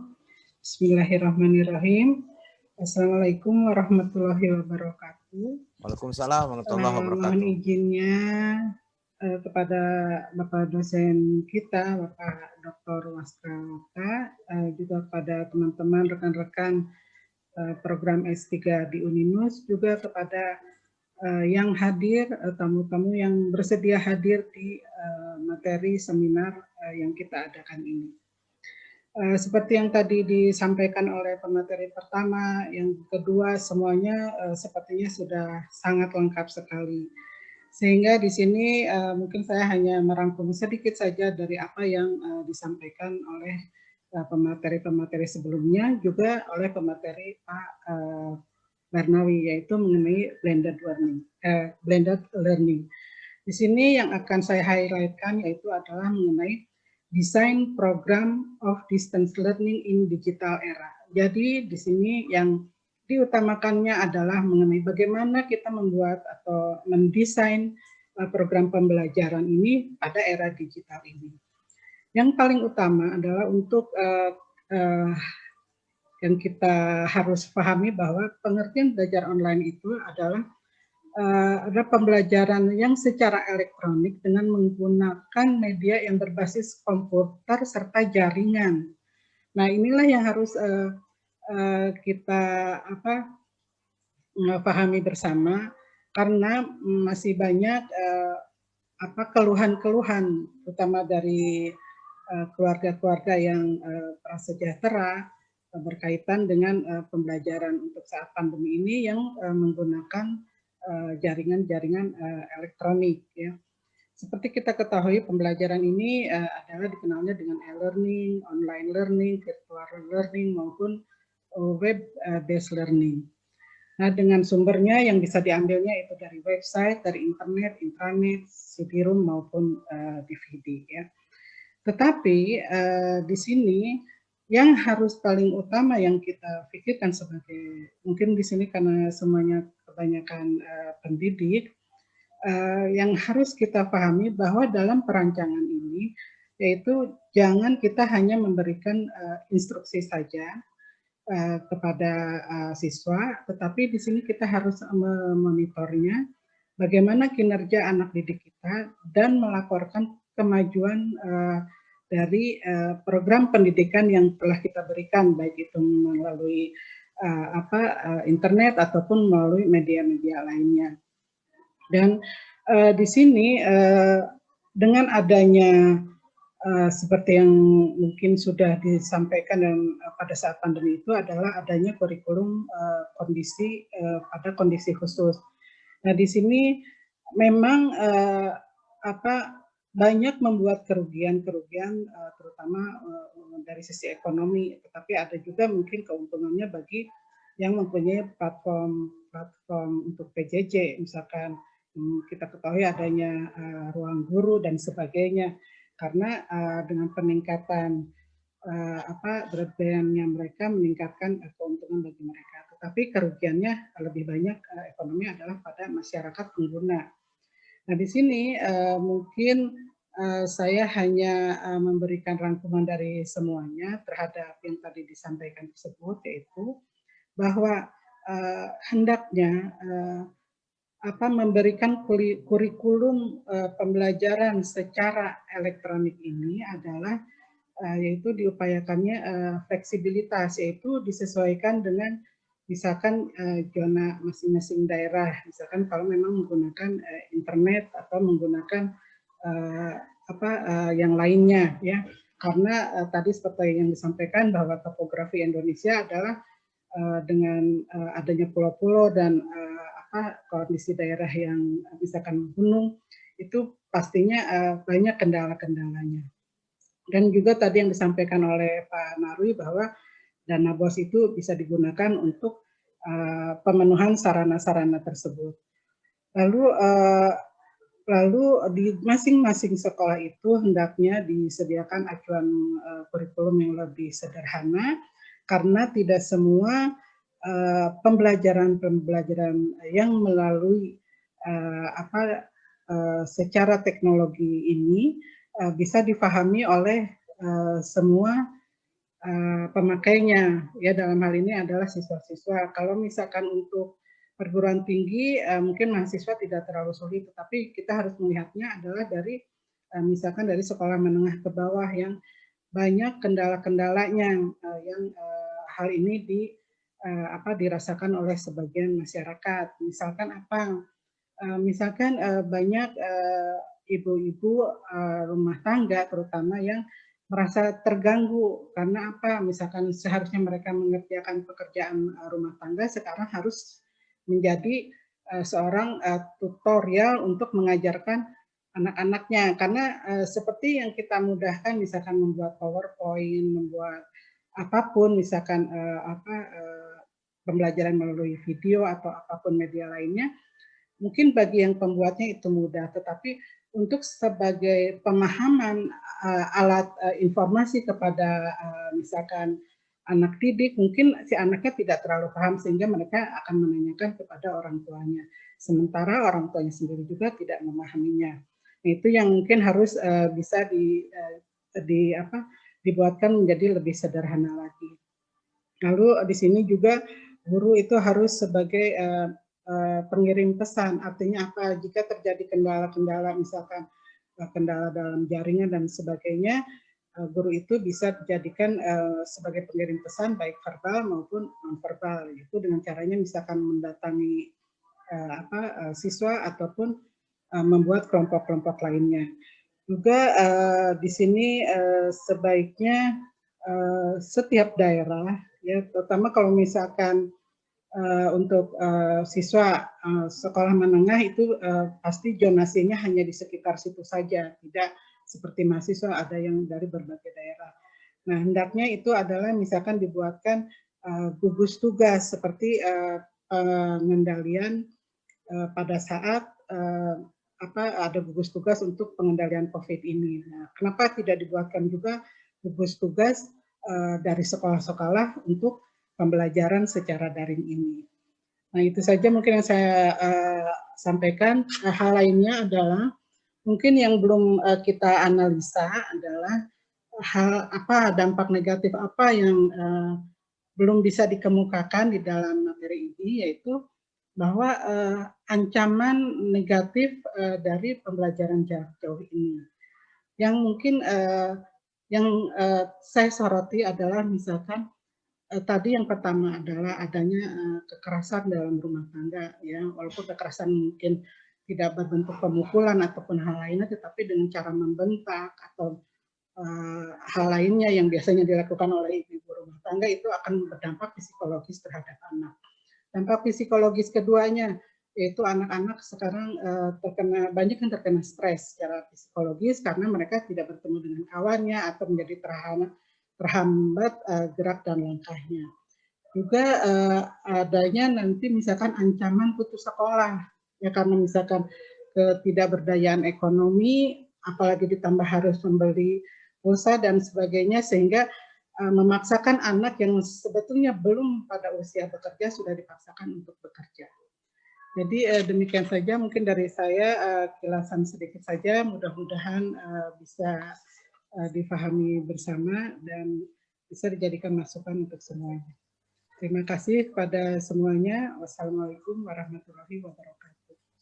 Waalaikumsalam warahmatullahi wabarakatuh. Terima kasih Bu Dian telah menanggapi materi-materi yang telah disampaikan oleh para penyaji. Mudah-mudahan nanti bisa berkembang dalam sesi tanya jawab. Baik Bapak dan Ibu, para peserta sekalian yang saya banggakan, sebelum saya buka untuk tanya jawab, kita dengarkan dulu keynote speaker kita, Pak Dr. Waska Warta, dipersilahkan. Baik, terima kasih Pak Nikmatullah dan semua teman yang hadir pada seminar sore hari ini. Assalamualaikum warahmatullahi wabarakatuh. Waalaikumsalam warahmatullahi wabarakatuh. Alhamdulillah kita dipertemukan dalam keadaan sehat. Alhamdulillah kita ditakdirkan untuk bertemu dalam suasana yang menyenangkan. Saya kira pada sore hari ini, apa yang tadi disajikan oleh 3 pemateri dan dikomentari oleh 3 pembahas, sesungguhnya semakin meyakinkan saya bahwa Bapak dan Ibu sekalian yang menjadi entitas dalam program S3 Dr. Aluninus ini benar-benar luar biasa dan menyenangkan lah ya gitu. Semoga semua ini bisa menjadi bekal untuk kita menyelesaikan studi dengan baik. Bapak dan Ibu sekalian, saya kira saya juga tidak akan terlalu banyak khawatir nanti orang yang ingin bertanya malah terbatas waktunya gitu ya. Saya hanya ingin menyampaikan bahwa kalau kita renungkan dengan sebaik-baiknya, peristiwa wabah yang terjadi sepanjang sejarah sebetulnya banyak mengajarkan sesuatu pada kita. Salah satu yang perlu kita yakini dari peristiwa yang kita hadapi sampai hari ini terkait dengan wabah adalah bahwa virus itu tidak akan pernah mati, ya, tidak akan pernah mati dan terus bermutasi. Ya, kita butuh beradaptasi, itu kata kuncinya. Jadi tidak akan pernah mati, itu ditakdirkan memang tidak akan pernah mati. Dia hanya dilemahkan saja, dan kitalah yang harus beradaptasi. Namun sebagaimana kita ketahui Bapak dan Ibu sekalian, untuk menuju adaptasi ini ternyata umumnya kita lebih sering terseok-seok. Pertama mungkin tadi ada yang menyinggung dihinggapi rasa kaget dan rasa tidak percaya itu terjadi. Kemudian kita sendiri sering lebih dihantui oleh prasangka bahwa segala musibah itu akan membuat kita berdarah-darah. Kita lupa bahwa setiap musibah itu pasti ada hikmah. Musibah itu tidak pernah terjadi apabila tidak atas izinnya. Dan yang Maha Kuasa pasti tidak akan memberikan sesuatu yang tidak ada manfaatnya. Gitu ya. Kemudian yang berikutnya, kita juga sering kali secara psikologis didominasi oleh rasa khawatir dan takut. Lagi-lagi ini adalah ujian mental kita. Benarkah kita punya rasa takut itu telah ditempatkan pada tempat yang sebenarnya? Kadang-kadang kita menyimpan rasa takut dan khawatir ada pada sesuatu yang bukan pada tempatnya. Sekali lagi ini adalah ujian. Ya. Pasrah dan menyerah itu biasanya menjadi yang terpikir pertama. Jauh dari berserah. Tapi pasrah dan menyerah itu hinggap sebagai yang terpikir pertama, gitu kan ya. Dan barulah kita tenang, barulah kita bisa berpikir, menghimpun energi setelah kita melihat bahwa peristiwa yang sedang terjadi itu tidak bisa dihindari.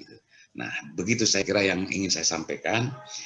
Bapak dan Ibu sekalian, ada kalanya wabah itu, atau karena wabah, sebagian dari kita itu meminta permakluman untuk tidak perform atau tidak berkinerja seperti biasanya. Padahal saya kira tidak semua ekses wabah itu benar-benar secara telak mematikan pergerakan kita. Justru sebagian besar itu memicu dan menjadi pendorong kita untuk eksplorasi atau pencarian solusi yang terbaik gitu kan ya gitu.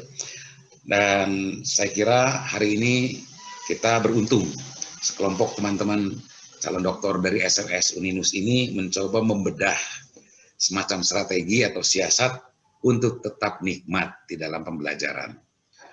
Tadi yang disampaikan itu saya kira gambaran siasat dari 3 sudut yang berbeda, tapi semuanya bermuara pada satu hal. Kita tidak boleh kehilangan kesempatan untuk tetap melaksanakan yang terbaik, yang bermutu pada proses pembelajaran kita. Dan saya kira hari ini kita bicara tentang bagaimana kita memanfaatkan ICT di dalam menghadapi wabah terkait dengan proses pembelajaran. Dan ada sesuatu yang lucu kalau boleh kita renungkan lagi, Pak. Distance learning dan e-learning adalah 2 istilah yang sebetulnya sudah lama. Tapi belakangan inilah baru kita semua akrab dengan 2 istilah itu. Kalau kemarin kan istilah itu hanya seakan-akan istilah yang atau terminologi yang ada pada satu lingkungan terbatas. Tapi hari ini semua orang harus mengenal dan harus akrab dengan 2 istilah itu, distance learning dan e-learning gitu kan ya gitu. Yang memaksa kita untuk akrab ternyata adalah wabah pandemi COVID-19 ini gitu kan ya, yang saat ini sedang jadi momok bagi masyarakat sejagat raya ini gitu kan ya gitu. Nah dari situ walaupun saya ingin mengatakan ini sebagai sesuatu yang muskil, tapi saya kira bolehlah kita menyebut bahwa wabah itu ternyata membawa berkah. Mohon dicatat bahwa ini adalah sebagai upaya pencarian hikmah dari sebuah musibah. Jadi bukan mau bergembira di atas penderitaan yang sedang menyelimuti kita ya. Tapi ya katakanlah bahwa di sela-sela wabah itu kita masih melihat adanya berkah gitu kan ya gitu. Distance learning pun mengajarkan banyak hal pada kita. Satu, tadi sudah disebutkan oleh pembicara ketiga Pak Barnawi, memaksa satu kondisi di mana kita mandiri. Ya, memaksa kita harus jujur di dalam mengikuti proses pembelajaran. Kalau kemarin kejujuran kita itu hanya mungkin kosmetik aja karena kita berhadapan dengan dosen secara langsung. Kalau sekarang tidak, tapi kejujuran itu adalah menjadi sesuatu yang berharga. Ya, mungkin Bapak tidak berhadapan dengan dosen secara langsung, ya bahkan disembunyi, tapi disitulah ada satu ujian yang perlu dicarikan jawabannya dari sebuah pertanyaan. Bapak ingin belajar atau tidak, kurang lebih seperti itu kan ya gitu. Dan satu hal penting yang ingin saya sampaikan sebagai bagian akhir dari apa yang saya sampaikan sebagai pembicara kunci lah, keynote speakers yang harusnya di awal ya tadi, bahwa sebetulnya kalau kita lihat-lihat 2 sisi yang harus kita pegang di dalam konteks learning secara elektronik ya gitu, baik itu distance ataupun tidak distance ya. Dua-duanya itu membutuhkan satu e-content, yang kedua adalah e-management. Bagaimana kita mengelola konten dengan baik, informasi gampang diakses, sumber informasi mudah kita terima, tapi bagaimana kita memilih dan memilah konten yang tepat untuk dijadikan bahan ajar, untuk dijadikan bahan yang membawa manfaat bagi umat, gitu kan ya. Itu adalah kepandaian kita di dalam e-content. Yang kedua, bagaimana kita manage pembelajaran itu adalah e-management. Nah, 2 hal ini semoga bisa kita bangun dan terus kita berdayakan pada diri sendiri, pada diri kita masing-masing, sehingga kita ketika kita terlibat di dalam pembelajaran yang disebut digital era, di era digital dengan distance learning, itu kita masih berdaya kuat untuk tetap belajar dengan sehat kan ya gitu. Satu hal terakhir, bahwa distance learning adalah jawaban yang mau tidak mau harus kita akui sebagai alternatif untuk solusi bagi negeri kita yang sampai saat ini masih merindukan tentang pemerataan pendidikan yang berkualitas. Semoga kita menjadi pemain, pengisi, dan pelaku yang bisa memakmurkan dan mewujudkan itu semua. Terima kasih atas segala perhatiannya. Sebagai dosen yang konon mengampu perkuliahan ini, saya berterima kasih pada teman-teman yang mengkreasikan ini semua. Terima kasih Pak Nimatullah yang memimpin, terima kasih untuk Pak Wahid yang tadi bicara soal santri, kemudian terima kasih Pak Barnawi, dan sebelumnya terima kasih Pak Dharma, kemudian para penanggap, Pak Unang, kemudian Pak Munawir dan Ibu Dian, luar biasa hari ini. Jadi saya merasa lengkap. Biasanya Jumat Berkah itu tidak biasa-biasa saja, hari ini terasa lengkap bagi saya Jumat hari ini. Terima kasih Pak. Oke, terima kasih untuk semuanya juga. Dan bagi mereka yang bukan berkuliah tapi menjadi peserta seminar di sini, ya selamat datang. Inilah para calon dokter Uninus yang hari ini mencoba untuk mengekspresikan pemikiran terkait dengan situasi aktual, terkait dengan isu-isu yang sedang kita hadapi dan perlu penyelesaian secara konkret. Wabillahi taufiq wal hidayah. Assalamualaikum warahmatullahi wabarakatuh. Waalaikumsalam warahmatullahi wabarakatuh. Terima kasih ulasannya Pak Dokter. Dua hal yang Assalamualaikum warahmatullahi wabarakatuh. Pertama, tentang musibah itu harus menjadi hikmah, dan dengan musibah kita tetap berinovasi dan tetap berkreasi, tapi kita jangan lupa bahwa musibah ini harus di-manage dengan bagus, dan di musibah itu juga harus ada konten. Maka kalau saat ini kita belajar dengan berbagai macam digital era, maka kontennya juga harus digital, yang disebut dengan e-content, dan manajemennya juga harus menggunakan manajemen yang digital, yang disebut dengan e-manajemen. Baik, Bapak dan Ibu para peserta yang berbahagia, masih ada waktu sekitar 10 menit untuk sampai ke jam 18. Silakan bagi yang bertanya. Saya buka satu persatu dulu. Dipersilakan raise hand atau Bapak dan Ibu chat di ruang chat ini dan akan kami tunjuk, nanti host akan membuka mic-nya. Dipersilakan.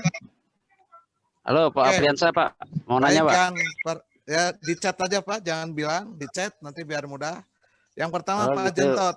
Pak Jentot dipersilakan, mahasiswa S3 Uninus. Silakan Pak Jentot. Baik, terima kasih Pak Nimatullah. Assalamualaikum warahmatullahi wabarakatuh. Waalaikumsalam warahmatullahi wabarakatuh. Langsung ditujukan ke siapa Pak? Ditujukan ke siapa? Pertanyaannya apa? Langsung pada pertanyaan ya Pak. Baik, yang terhormat Bapak Warta sebagai dosen pengampu kita dan seluruh audien yang hadir pada kesempatan ini, terima kasih.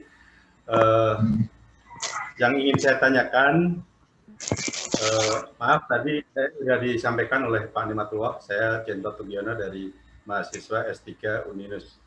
Yang ingin saya tanyakan mencakup 3 narasumber, ya, mencakup 3 narasumber yang Pak Habib, ya, sama Pak Mul, sama Pak yang terakhir itu Pak Barnawi. Pak Barnawi, Pak. Pak Barnawi, ya. Saya ingin penjelasan konkretnya gitu ya, untuk mensiasati di era pandemi ini. Mohon masing-masing tadi ada bentuk konkretnya lah, ada, kalau kata Pak dosen bilang ada e-kontennya, untuk mutu di pesantren itu pakai apa gitu ya. Terus kalau belajar asik secara kontennya itu pakai apa gitu. Begitu juga di Pak Barnawi ya, secara e-kontennya memakai apa juga gitu. Masing-masing ini kan memiliki keunggulan-keunggulan yang mana dalam penyajian ini rohnya belum saya tangkap gitu, masih secara Baik, cukup. General. Cukup Pak Jentot. Sudah terima kasih. Sudah kami tangkap pertanyaannya. Baik, dipersilahkan kepada para penyaji bahwa Pak Jentot minta langkah konkret, umpamanya di Pak Kiai, Pak Abdul Wahid, tentang bagaimana menjaga mutu pesantren di masa pandemi. Konkretnya harus bagaimana gitu? Silakan Pak Kiai.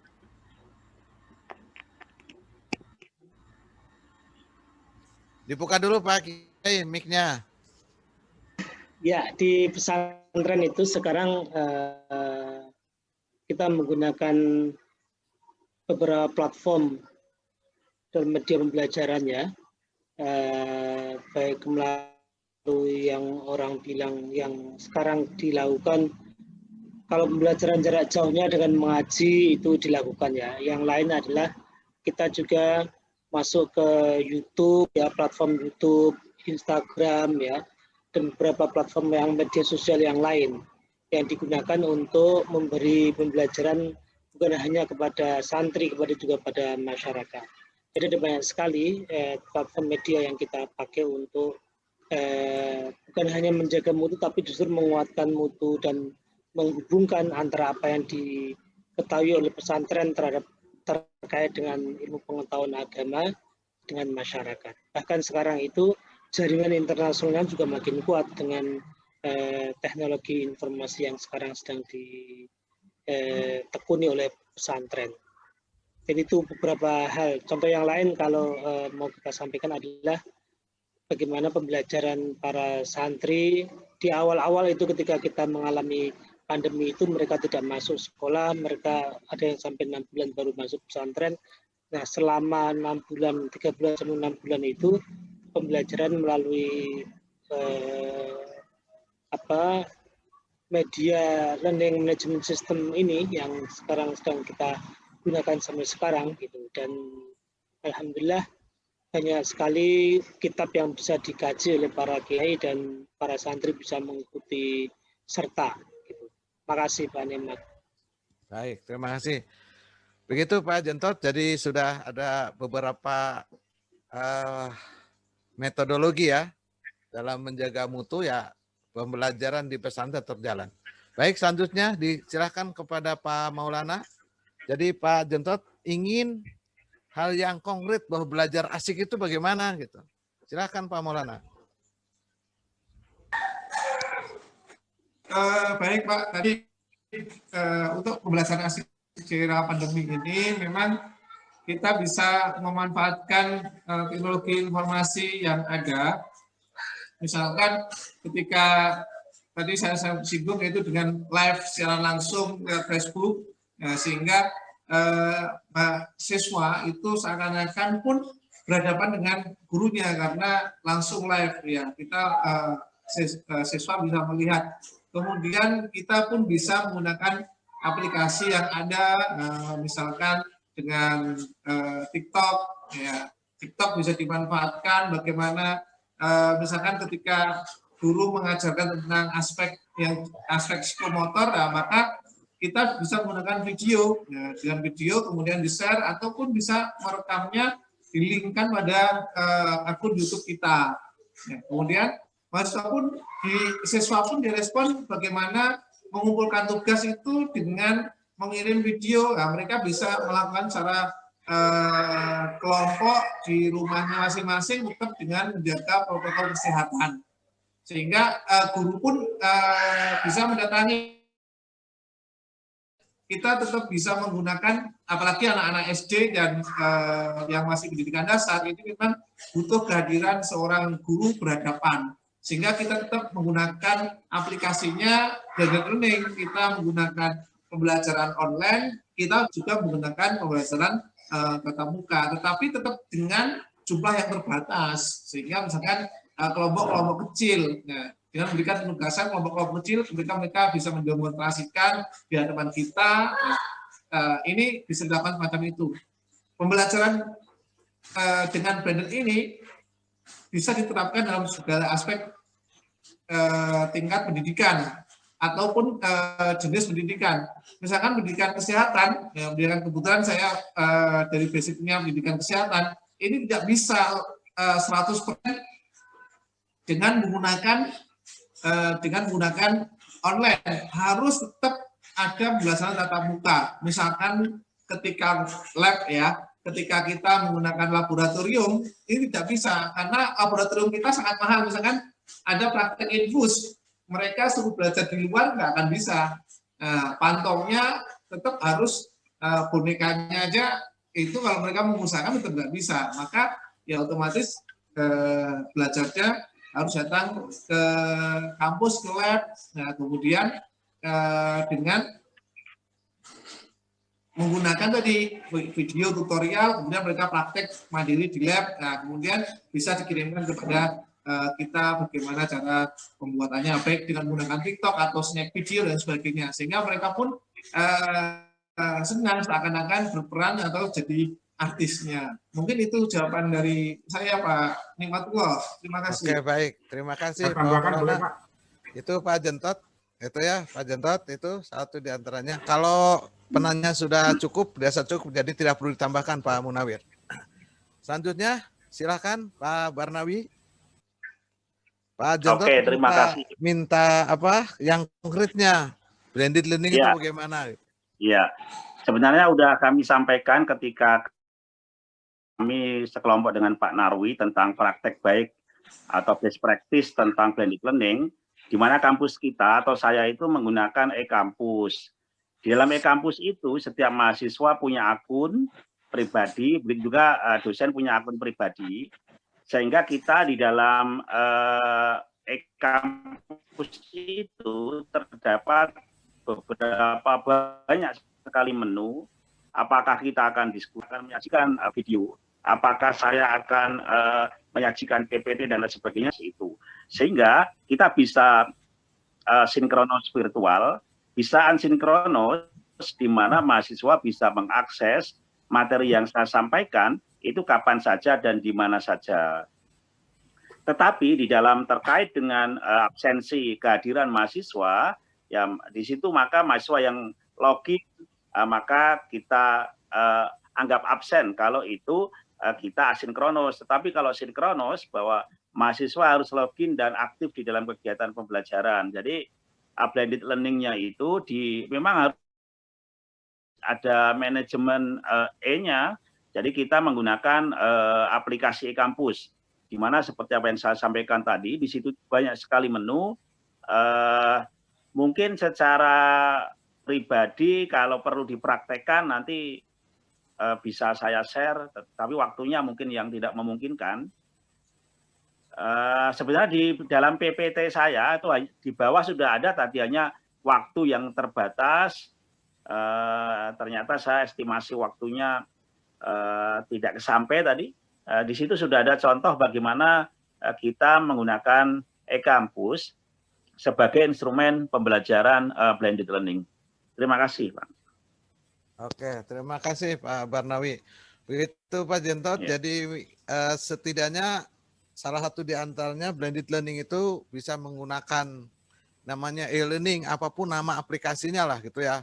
Nah di sana dosen bisa menyimpan materi-materinya, bisa merekam lalu simpan, siswa atau mahasiswa bisa saja kapan mengunduhnya dan kapan saja mereka bisa melihatnya. Kalau yang tadi Pak Maulana itu dengan Facebookan, kalau anak sekarang bilang pacebook gitu. Jadi kan main Facebook lebih enak, lebih mengasihkan dibanding dengan kita sedang belajar kayak begini kan membosankan. Tapi kita main Facebook begitu enak itu anak-anak.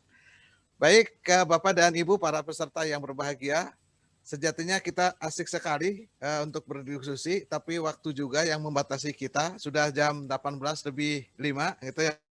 Mohon maaf Pak Dokter, Pak dosen pembimbing, karena kita mengundang teman-teman yang lain gitu, jadi harus on time gitu. Kami biasakan itu. Jadi kita limited time. Jadi untuk kegiatan seminar, masih ada pertanyaan di chat. Nanti kita sambung. Untuk teman-teman yang dari luar, para peserta diperbolehkan live. Dan kita tutup dulu untuk kegiatan seminar pada kesempatan sore hari ini. Sekali lagi mudah-mudahan ilmu yang kita dapatkan tentu ini hanya baru setetes, belum apa-apanya saja. Pasti perlu mendalami saya punya keyakinan dengan membaca, dengan ikro kita, maka insya Allah dengan analisis kita akan bertambah, dan dengan pengalaman kita, maka kita akan menjadi wawasannya bertambah.